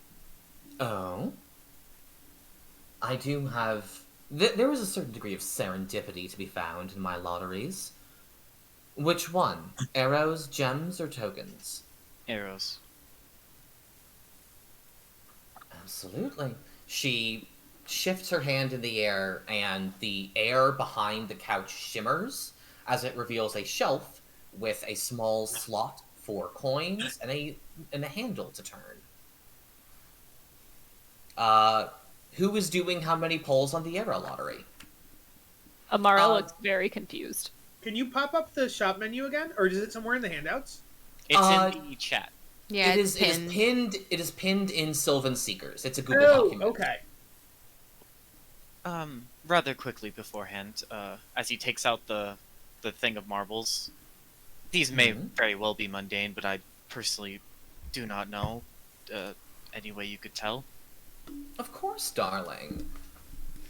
I typically charge a small fee for identification services, but you lot are just so darling. She's going to take it from you and look into it. Oh, interesting. The marbles themselves are pretty, but not magical. But these were a gift to you, weren't they? They were a payment for services rendered. And I am going to introduce a new little concept here, where sometimes you will get tokens or parcels that don't have any inherent value, but can be traded into Teffiger's shop for store credit. What? A what? I have Wait. things. You mean like this statue as well? As he shows up the tiny sylph statue? Ooh, this is a lovely little piece. I can't offer you money for them, but I'm happy to offer you store credit. That's good as I money. would say, let's say 50 gold for the statuette, 500 for the marbles. Does that sound fair? Sounds very fair. Yep, very fair. So what are... Darling, Wait. if I were you, I would work on your poker face. I've had a long day. So what are you trading in? He's trading in a bag of marbles that he got for babysitting a frog, for a large frog for a bullywog, as well as the small wooden statuette that was one of the trinkets you got from the gushing well.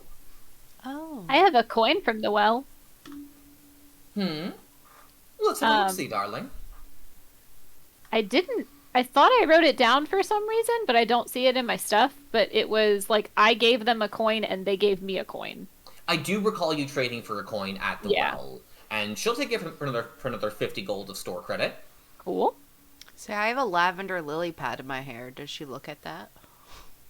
She'll take that and say, ooh, this is a trinket with some affection tied to it. There was some emotion behind this.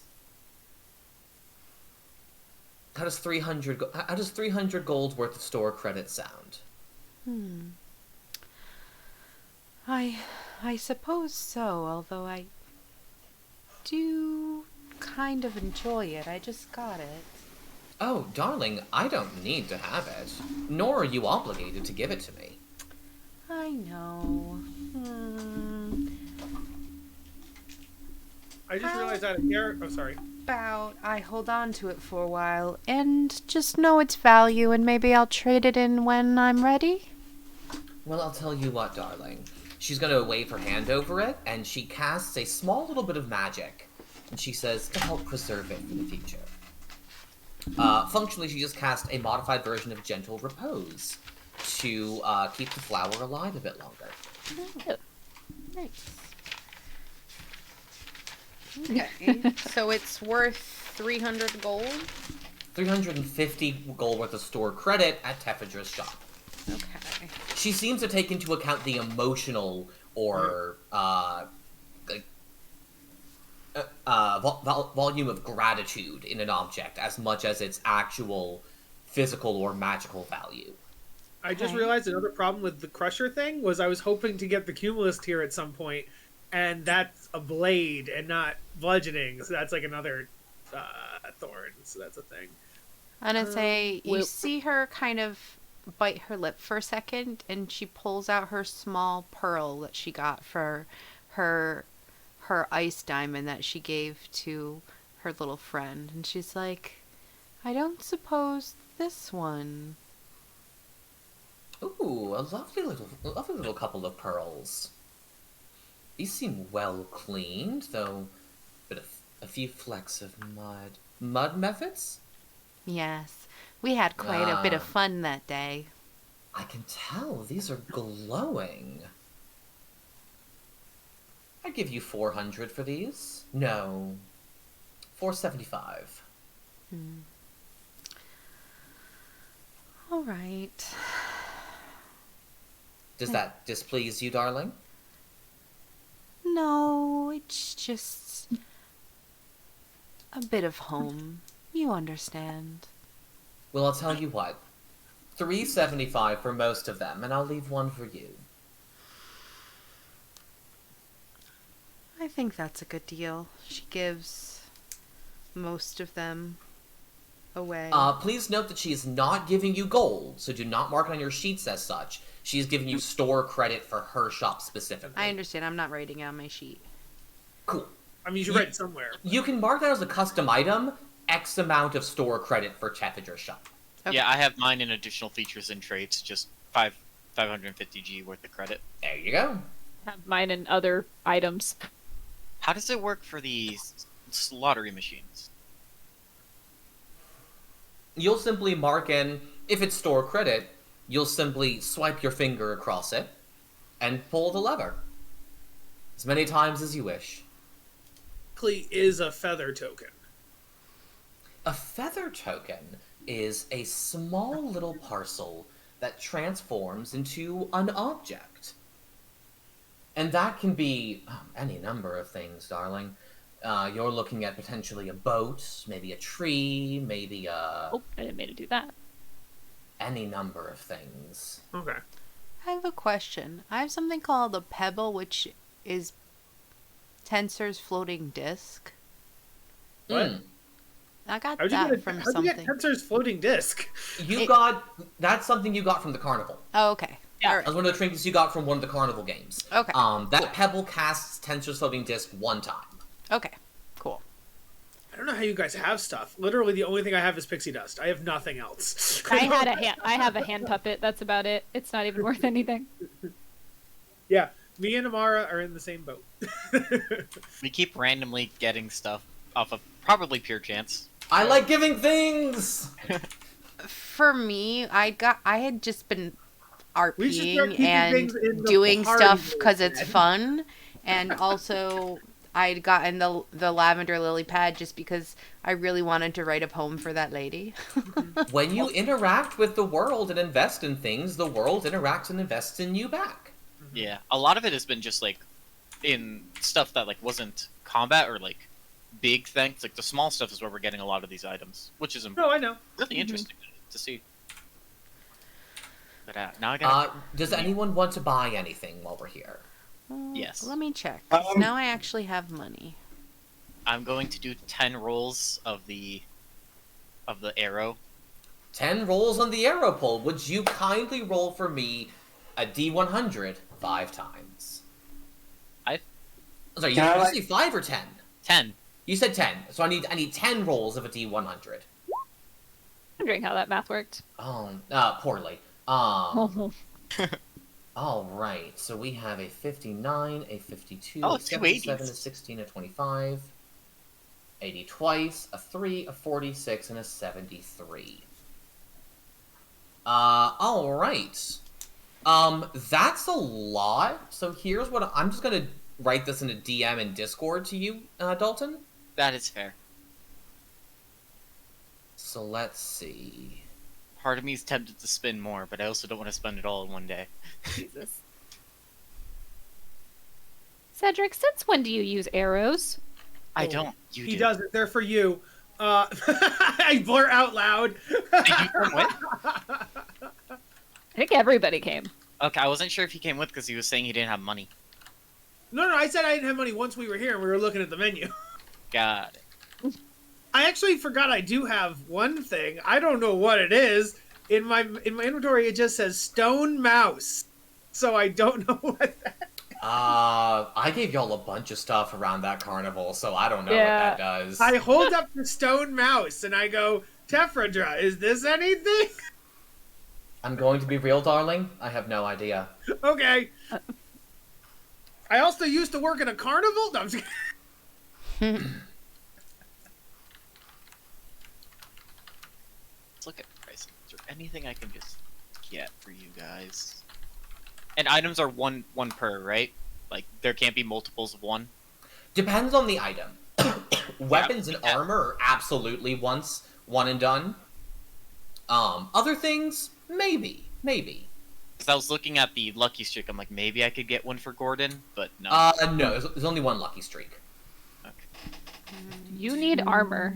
Is this only for arrows, or do bolts work as Buy armor for yourself. They work interchangeably in crossbows or bows. Armor is too expensive, except for the adamantine chain. Adamantite. No, it's adamantine, not tight. Is it time? Yeah, it's time. That's what's written in the thing. Adamantine. Adamantine. I pronounce it adamantine. Yeah. 15, yeah. Chainmail. Is chainmail what I was looking at? I think it was. Yeah, it was. Huh. That'll work.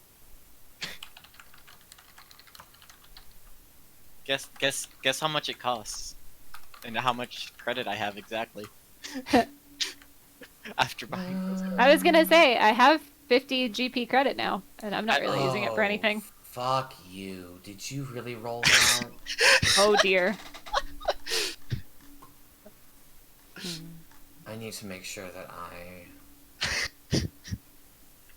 That's never the good thing to hear. It's a good thing for you. Uh-huh. I say on know. the contrary. Did I roll another huntress arrow? Yes. What? Yes, you did. Oh shit. You did roll another huntress arrow. That's wild, because I could not afford another one specifically.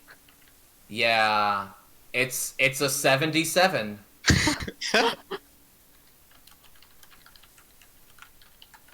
Hey, look at the bright side. At least it's not an 80.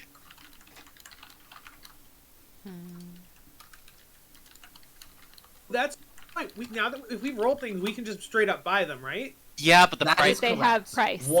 Once I determine what the price is for them, because I see. I am making that up on the spot. I see. Yeah. Like the The huntress huntress arrow. arrow was- It makes sense why that costs so much. It was Yeah, that's expensive. obscene. Also, Gordon, did you get something last time? I can't remember. I left behind my little snake fang, but I'm making installments till I get it. I Ah. don't really see anything that's good for me, generally. So Speaking of installments, it's not much, but I have 5 I'm gold. just gonna pass for now, and I'll keep a to do. Or How much a Absolutely. was left, thinker. Gordon? I add new stock constantly, so be on That's the fine. lookout, Right now, I'm darling. kind of interested in the shopkeeper, so that's fine. Right. Oh, I forgot her name already, but that's fine. Yeah. Tephadra. Also, Gordon, how much is left on your payment? I have not made any, so So how much is left? 1,000. 1,000? yeah, no. I know what you're thinking. No, What were you buying? Over time? my snake fang that I left behind to get fashioned into a sword.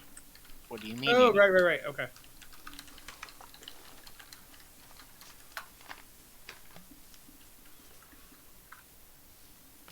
Whatever 80 is, you got 2 of them. I really Ooh, want over interesting. time. I really want the mimic, like pretty bad. I'm half expecting that mimic to eat you. if Oh you get dear. it. But it's friendly. I mean, it also said that it needs to be fed. Yeah, so I if will. it's not fed. I will feed it. Okay, but this Altraska's Triumph thing is 45k. That is ludicrous. Excuse me, what is where? Where's that? I've never had that much money in a game, and I played Pathfinder. Oh, my like Monday Friday games regularly have a lot of money. A Minthro ring. Saturday with too. Bands, Celestial kills you certain victory enhancing on. Judging by what that is, I understand why it costs so much because I have a feeling I know what that is. Jesus. I'm not going to say it yet, but I have a feeling. Number 3. Also, if it's okay with you, JD, I'm going to add the adamantine chainmail and pay her the 500 in credit that I got.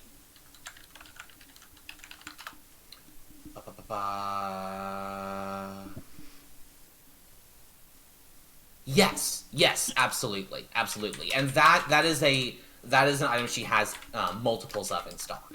Cool. I have 0 G worth of credit from 550 to 0 in one day. You didn't spend any regular money, so there you go. I mean, I'm tempted to get you more arrows, but I can only carry so many of them. that's exactly why I haven't done it yet. Thank you. Oh, the problem is I don't really have enough water to deal with to have a seal or a walrus. It's not a great deal of room in here. It's... What? Oh, Zalora and I were speaking. I'm gonna say they're actually excellent guards, to be honest. If they're not trying to eat your damn cattle. Oh, that's a Seal? nice arrow. I like that number 80. You got 2 of those. Yeah. And she has no mundanity, correct? Like, nothing in that sword It would depends be on what mundane. you're looking for. What are you interested in? Maybe a short bow?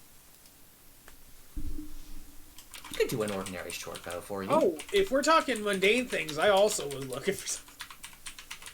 You were looking You already for have a club. seven silver out for a great club, so... Yes, but I also wanted some kind of ranged bludgeoning weapon, so like some kind of hammer. Ranged? A ranged bludgeoning So they weapon? exist. So they're A called, throwing like, hammer? what? A throwing hammer? I think it's I don't know, it might not be called. It is a throwing hammer, but I don't know if it's called Oh. a throwing hammer. 1 second. Is it a maul? No. It's called a hammer. I just don't remember what kind of hammer.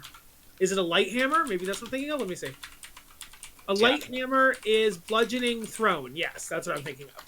Actually, I think maybe a longbow would be better, because I'm not going to be able to move for a while. So We have a anything- spare longbow.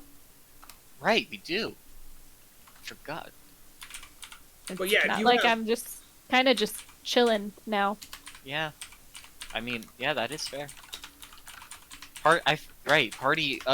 Party inventory exists, kind of. Yeah. Because yeah, that would be much appreciated. Honestly, I think Amara didn't really know what to do with the other bow, so she's just still had both on her back. Well, that works. Oh, I like number 73. That's going to be helpful. But yeah, so Tavidra, do you possibly have 2 light hammers? Pair of light hammers. Let me see. She actually reaches into her extra dimensional stock, and she pulls out 2 bricks of iron, and she holds her hands over them, and she twists, and the iron shapes into a pair of hammers. Huh? Very No? nice. Very cool. Yeah, there we go.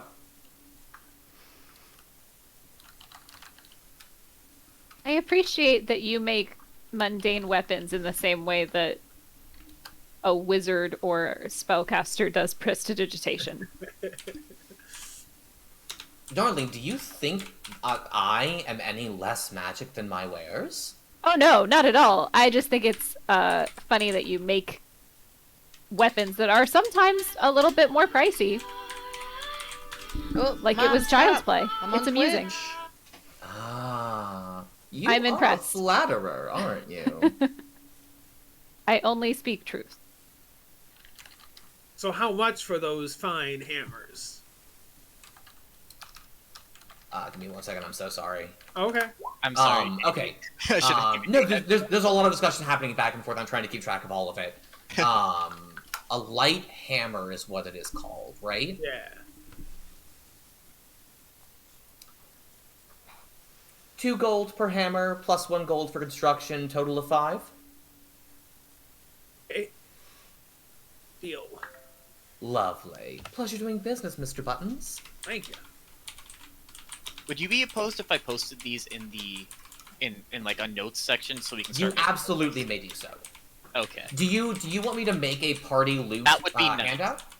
For We do have a party. We have a party loot handout. I was thinking We we do? just make one for specifically for the arrows so we can start filling out as we get them. Oh, That's just a me thing. Oh, an arrow check. as Yeah. a checklist, yeah, I guess for the shop. But then I think we also could put them in the party. We could also have things, but yeah.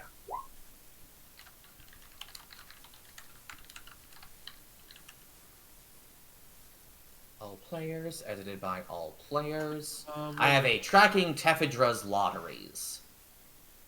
I'm going to go ahead and drop that in miscellaneous alongside the party loot. Speaking of extra equipment, does anybody want a javelin or a spear? Because I'm switching to light hammers, and therefore I do not need them. Who can pick up a javelin or a spear? I own a spear. What's the difference between a javelin and a spear? A javelin has a throwing Javelins- range. Ah. They both have throwing range actually, but javelins go further 30, 120, whereas a spear goes 20, 60. Does it still have like simple versatile? Spear does, but javelin does not. Javelin does not. Yeah. I will Like, stick I'm to my spear. Adding a bunch of numbers all the way to 100 real quick. You can just add in the ones that you have in numerical order, and then slot in the others as you find them. That makes more sense. It does, doesn't it? Yes, but I don't do Uh, things that make sense. Tepidra looks to you, Gordon, and says, "You've been somewhat quiet, darling." No, you do not. I don't got much in the old coin purse. I'm just here with the rest. And you're already working on credit, so perhaps more purchasing isn't wise right now. Exactly. A prudent man, to an extent. I spent most of my cash getting ready for this. I could get you something relatively cheap if you'd want. Maybe a spin on the lottery. It's the least I can do. Fine, one spin. Which one? I'll take a spin on the lottery. I ain't taking that much. There's 3 lotteries, Gordon. Yeah, there's Oh. 3 lotteries. You We wouldn't have use the arrow arrows. one probably, but you the other 2. Feather tokens and elemental gems. I can't afford an elemental gem. That one is a bit pricey, isn't it? Yes. I'll just see if there's something for the old crossbow. Maybe that'll help. Do these arrows, do they work only for arrows, or would they No, adjust? they shape themselves into the appropriate firing mechanisms for crossbows as well. Okay, then. I've actually been told by someone that he managed to put one into a ballista and it worked. I haven't myself tried that. I have a bit of a dearth of siege weapons lying around, but who knows? I'll I keep don't that have in mind. one, but what about a slingshot? No. I'm A just kidding. I'm slingshot just doesn't. It's not sharp, unfortunately. Although the idea of enchanted rocks does strike me as interesting. Technically, that's what the elemental stones would be. Oh, that's hilarious, actually.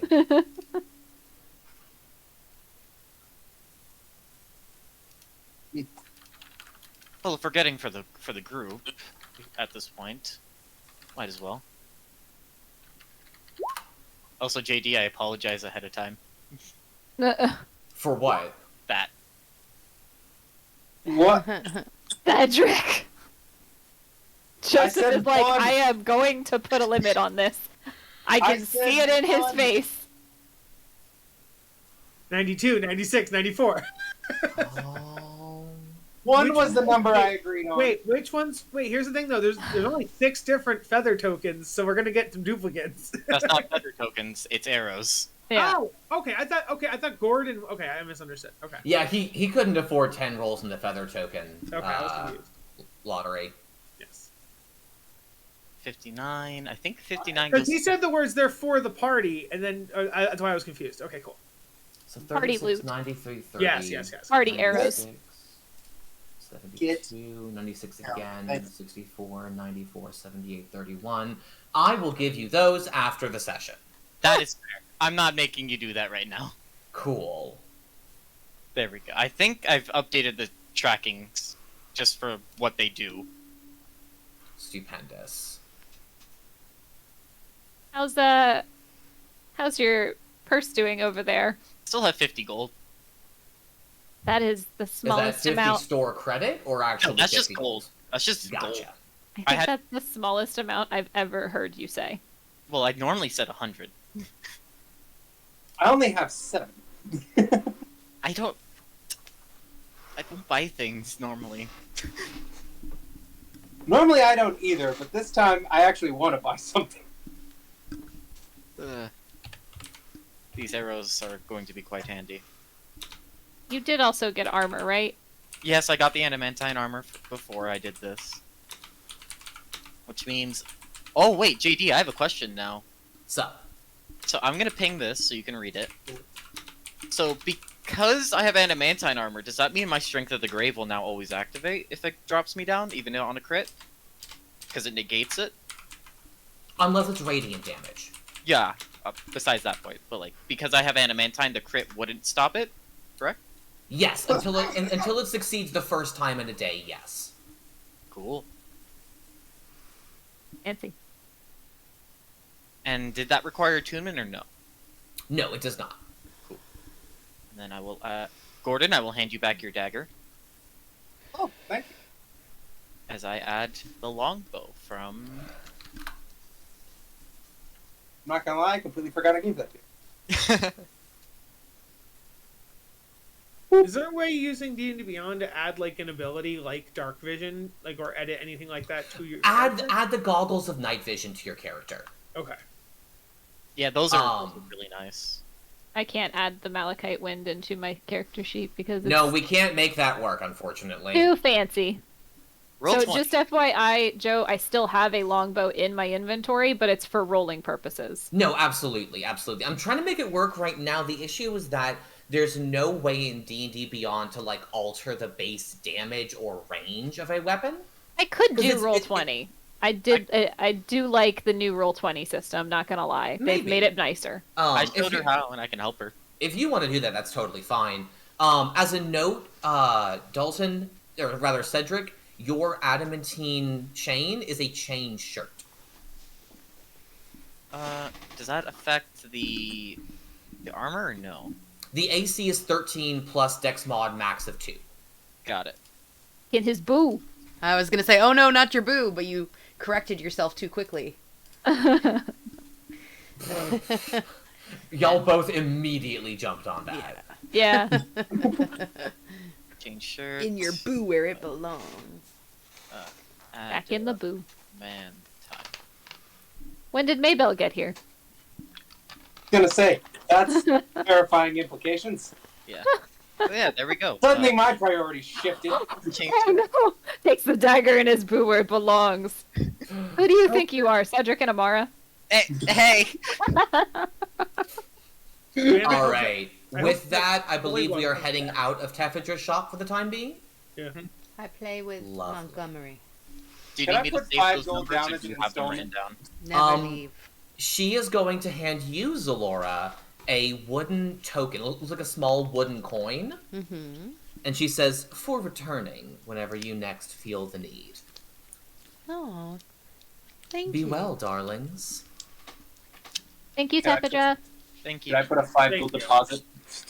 Thank you. You could put 5 gold towards... Make sure you're tracking that. Yeah, I am. So you have 995 gold remaining. Yep.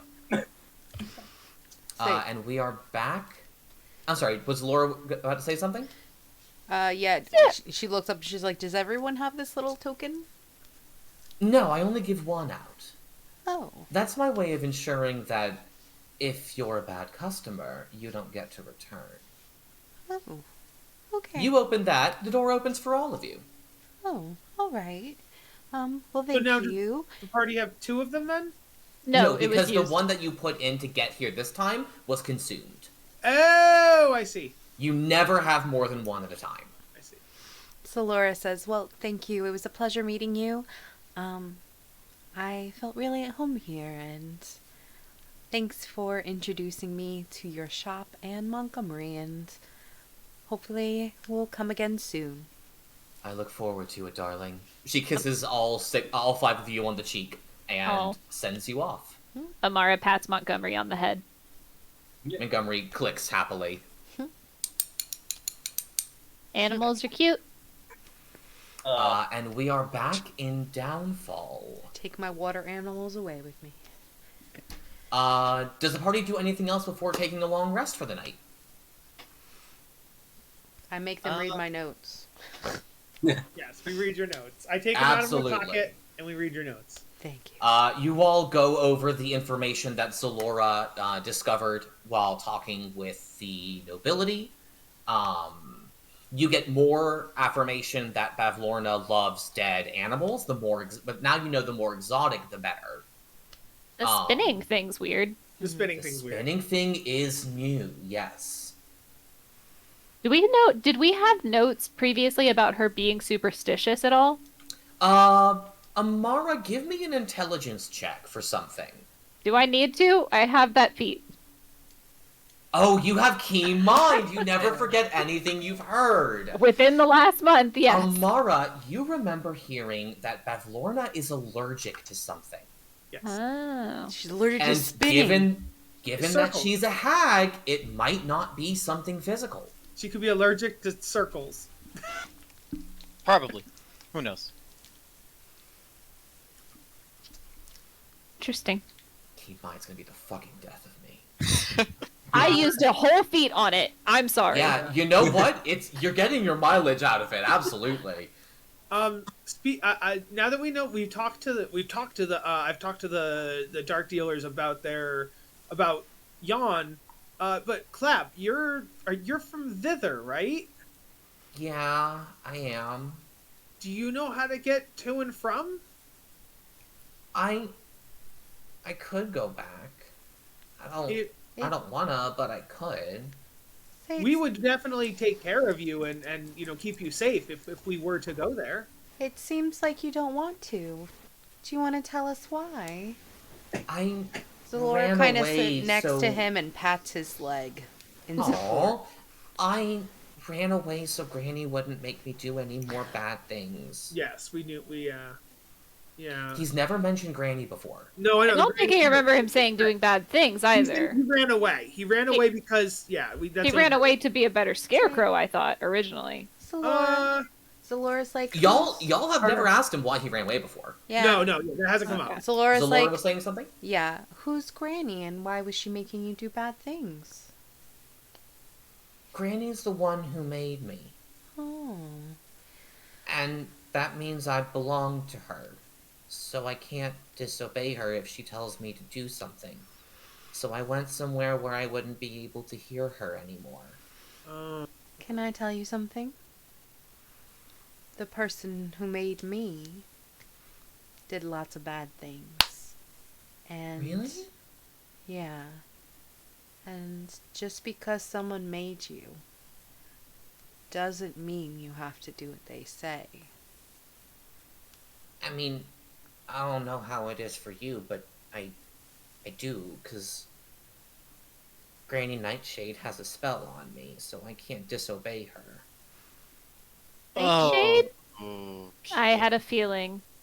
Fuck. Is it just hearing that's the problem? Hearing her tell you stuff to do. I don't know. I know that when she tells me to do stuff, I don't get to say no. So maybe you don't actually go into thither. You just show us how to, and you can you would take Zalora us. turns to first- Alistair and she's like, "It's not about you right now, Alistair. Can you?" I was the one who started the conversation in the first place. I shouldn't be pushed out of my own conversation. He just said Are that we fighting? I don't want to fight. I was trying to comfort him by saying that if he were to help us, we wouldn't make him go in. He would just show us the door and he could stay here. That is comforting him. That's what I was trying to do. Please don't fight. he's telling us that basically someone's making him do stuff, and you're like, well, you don't have to go in. Well, yeah, because that way he'll still have his freedom. He'll still be here where his freedom is. How about helping him to gain his freedom? Yes, and okay. So sorry, Zalora, you've been. Let's rewind. You haven't been here. We already agreed to help him get his head back. Blazestraw has his moose head. Was it moose or deer, elk, something? I think it's like a stag.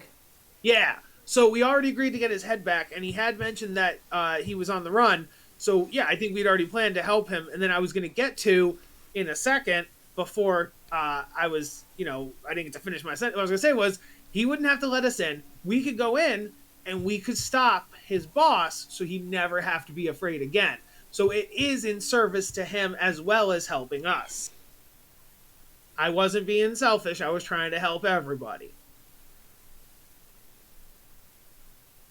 Are we all Laura just kind of done? puts her arm around his shoulder, and she's like, it would be a very brave thing of you to help us, but you don't have to put yourself in danger if you don't want to. We'll try to help you no matter what. You don't have to force yourself. Of course not. I know. But I was taught that when someone does something nice for you, you do something nice for them back. And that would be very brave of you to do that. He swings his legs off the chair that he's sitting on. Can we go to sleep now? I'm tired. Absolutely. Do you want to be dry or wet when you sleep? I can't really not be wet here, but my straw gets uncomfy when it's too wet. I gust him to dry off the straw. I blow dry him. I literally blow dry him. Oh. Oh, that felt weird. Do it again.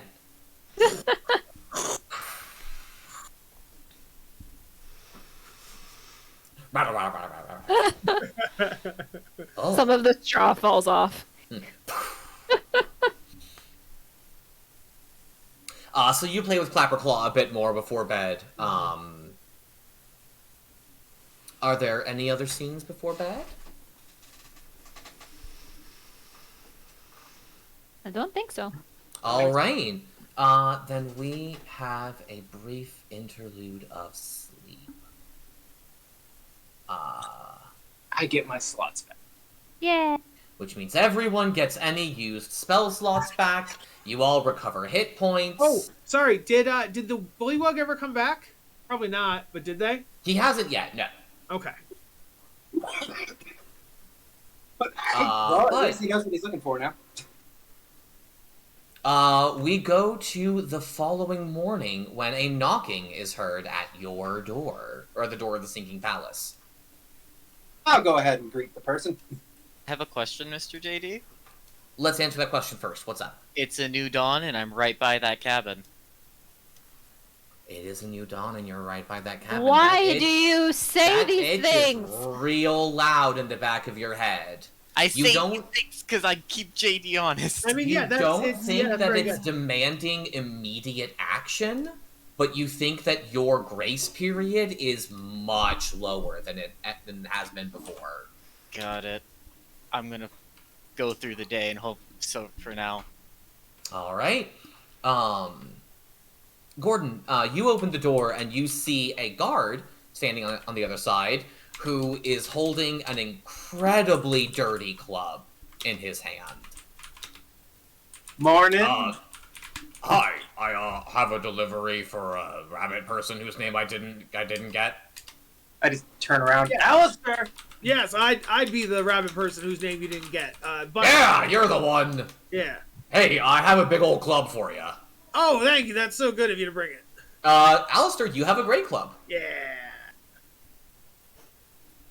Also, His Majesty King Gullop says to be ready in an hour for the trial by combat. Okay.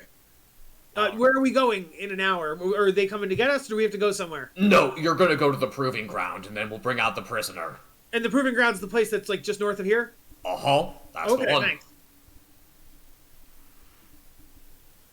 Hello? What preparations does the party make? Well, first of all, I'm still going through my spells. Going through his spells, indeed. Amara, Okay. spare arrows I can use that aren't of the magical kind? I should, yeah. Okay. I know what I can use for this, though. We're gonna take that. Cedric was not prepared to be a bowman. Huh. No. Also, I'm gonna need I that. hate to bow my packed weapon, since I just took a long rest. Oh, technically, yeah, I don't need arrows anymore, so yeah, I would just give you that quiver. I might have Okay, misunderstood something. What is that? So, a great club is simple, so I can use it. But it is also heavy and two-handed, right? So does that? So that's what I was trying to find out. Two-handed doesn't seem like a problem because I was using a javelin before, which I could use two-handed. But Same with the quarterstaff. can heavy things not be monk weapons? Is that what you're saying? I don't think that heavy weapons can be monk weapons. Oh, I went through all that for nothing. Then I'd like to rewind time. Kyle didn't know that. I think Alistair would have. Kyle didn't know that. Okay. I kind of thought that if I was proficient with it, I could make it a monk weapon. That was my understanding. So short swords and any simple melee weapon that doesn't have the two-handed or heavy property can be a monk weapon. I thought javelins were versatile. Well, they are, but I was always using it two-handed. Right, but because it's versatile and not strictly two-handed, Okay. you can still use it as a monk weapon. So I have to. Okay, then I might want to change out this great club for a regular club. Is that the thing? Yeah, that's fine. Still 7 silver. Yeah. Also, Dalton, similar rule for Hex Warrior. You cannot pick a weapon with the two-handed property to be your hex weapon. Oh no! F this. A club is a D4. I don't want to be a crusher. I would like to retrain my feet and go with like something else. I hate all of this now. You were using the feet under false pretenses. You can I just- absolutely let you swap it out. You Right. can Have, just like, get there's a polearm master. there's What I'll do is I'll go with either like cleric initiate or wizard initiate to pick up more elemental spells, so I can, or druid initiate, so I Do can that get too. some elemental stuff. Is you probably can what I'll just do. get what is it? What is it? I use it all the time. Is it a maul or what do I use? My book thing, my flail. It's not, A flail? It's not simple. A flail It's is not martial. simple. Yeah, it's not martial. It's not simple, so I can't use it. Oh. That's what I'm thinking of. Improved Yeah. pack weapon is the one that makes it so it can be a longbow. That is correct. So I will get Rewind. that next level. I do love that my little quest to get new items was completely pointless, and we're now Groundhog Daying it. Like it's just like I am sorry, buddy. I thought that you knew what. No, I thought that you knew those rules. okay, yeah, no, I didn't. I'm sorry. Hexblade's curse. Is that only when you hit them with pack weapon? That's fine. Well, instead of crusher, you could always get slasher or piercer. So the something problem like with that is my fists will always do bludgeoning. So it's like so no matter what, I'm doing half a dozen of one and half a dozen of the other. So I'll never be able to. Yeah, they won't mesh is the idea. So So just I look too far into Have the future. bludgeoning What did with your you do? fists. well, no, yeah, but I'm saying like then yeah, I'll just take more spells is what I'll do. Yeah. Sorry. For the packed weapon, I look too far into the future because that was one I was gonna grab. Ah. But nope, gotta wait till level 5. then it'll be a packed weapon. Then it'll The be- party begins to hear murmuring and much mumbling and talking outside as the nobility gathers for what is sure to be a riveting performance. Are the rest of us just gonna like stand around and watch while Gordon does this fight? Can from my can we- understanding. no one is. We don't have like sorry, what I was trying to say was he is a bard, so none of us can give him like bardic inspiration or anything. But can you like hunter's mark for him, or like is there anything of that nature that we can give him any advantage on the battlefield?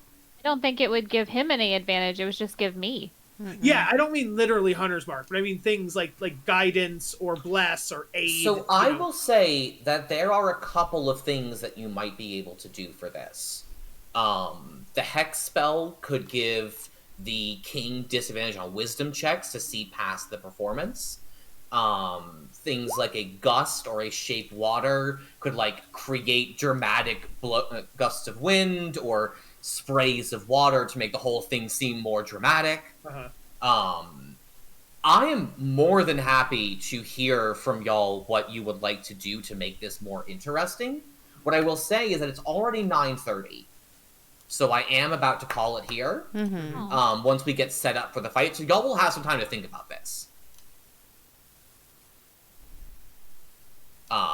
But the party is ushered outside.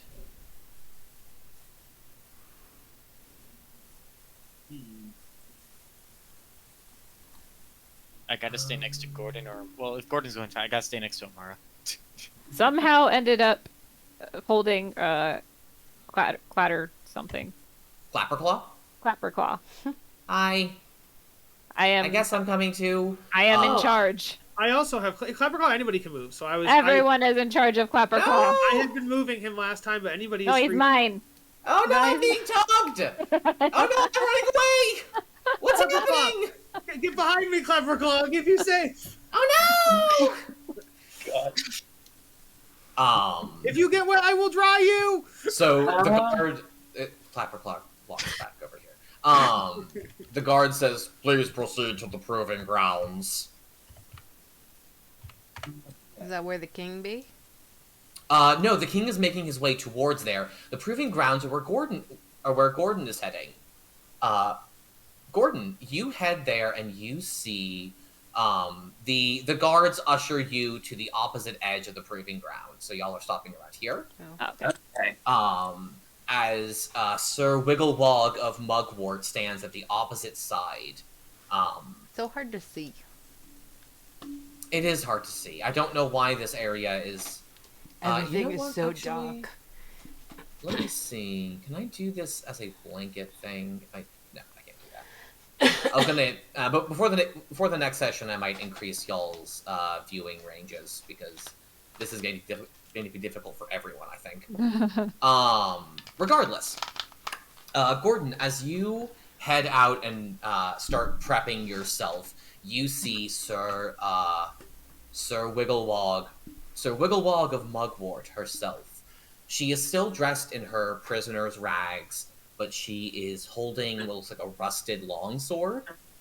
And she performs a few flourishes with it that you immediately recognize as being the handiwork of someone who knows her way around a blade. Ooh, this is gonna be fun. And she looks at you, Gordon, and it's silent, but you see this, like, unspoken agreement. That if this isn't good, this isn't going to end well for either of you. Yeah. I'm just gonna kind of give back that little nod, kind of like a respecting combatant, hoping to God she gets the point. I mean, we discussed it before we left. She definitely gets the point. I know, but the thing is, I'm trying to make it not look like we're planning something to everyone watching Then this. winking at her is definitely not the idea. He I didn't wink. I was nodding. Yeah. Yeah. Walking up on the land bridge, with guards on either side, you hear a trumpeting as King Gullop the 19th is now in attendance. And the king says, "Ladies and gentlewogs, we are here to witness a trial by combat between the traitorous Sir Wigglewog of Mugwort." You hear the obvious jeers and boos from the assembled nobility and guards. "And one of our own visitors, the Sheriff Gordon of Waterdeep. Will the combatants please acknowledge each other?" Sir Wigglewog puts one arm behind her back, performs a salute with her sword, and bows to you, Gordon. I'll return the gesture. Gordon, the two of you strike ready stances, and the king says, On the honor of King Gullop the 19th, I do hereby... And then he stops short. He's gonna die, isn't he? And all of you turn around as the guard to his immediate left whips off his mask that was the face of another bullywog and says, "For the glory of Bogwater!" And that is where we're gonna end this session. It was another bullywug under the bullywug, though, right? It was another bullywog Okay. under the bullywog. Wow. Absolutely it was. Amazing. Well, this suddenly just escalated. I hope that was one of them that we didn't talk to. It was, might in be fact. better, Oh, though. okay. Because It was? Maybe they'll forgive me. Or forgive It us. was. Oh It no. was Lady Bogwater. Wait, was that somebody that Yeah, that which was one- your It talk was to? a Bogwater. It was not Lady Bogwater. Yes, but Oh. who was the Bogwater person? Was that Wyatt's person? That Or was Lady Moistward of Bogwater, who intended to kill the king by dropping rocks on him. Yeah, so different. This rocks. Somebody in her family had better ideas. Was this the same guard that he was whispering to yesterday? No. Okay. Maybe. You're not sure. The bullywogs all kind of look alike to you. Hey, we don't talk like that around here. Specious. Folks, thank you all so much for playing. I hope everyone had fun this session. All right. Yay! Jess, Yay. welcome back. I'm so glad to have you back. Coming in strong Yay. with the nobility. Coming in real strong. I know. She's like, Someone's gotta gotta cover put up my when I noble put them face out. on. And she's like, oh, shaking on the inside. Just let me be in my blanket taco. Yeah. I think you did very well. Thank you. Spending money. That's my work persona coming out. Gotta be people person. There you go. There you go. All right. Good night, Uh, everybody. Absolutely. Good night. You have a good night. Spending money For was everyone, fun.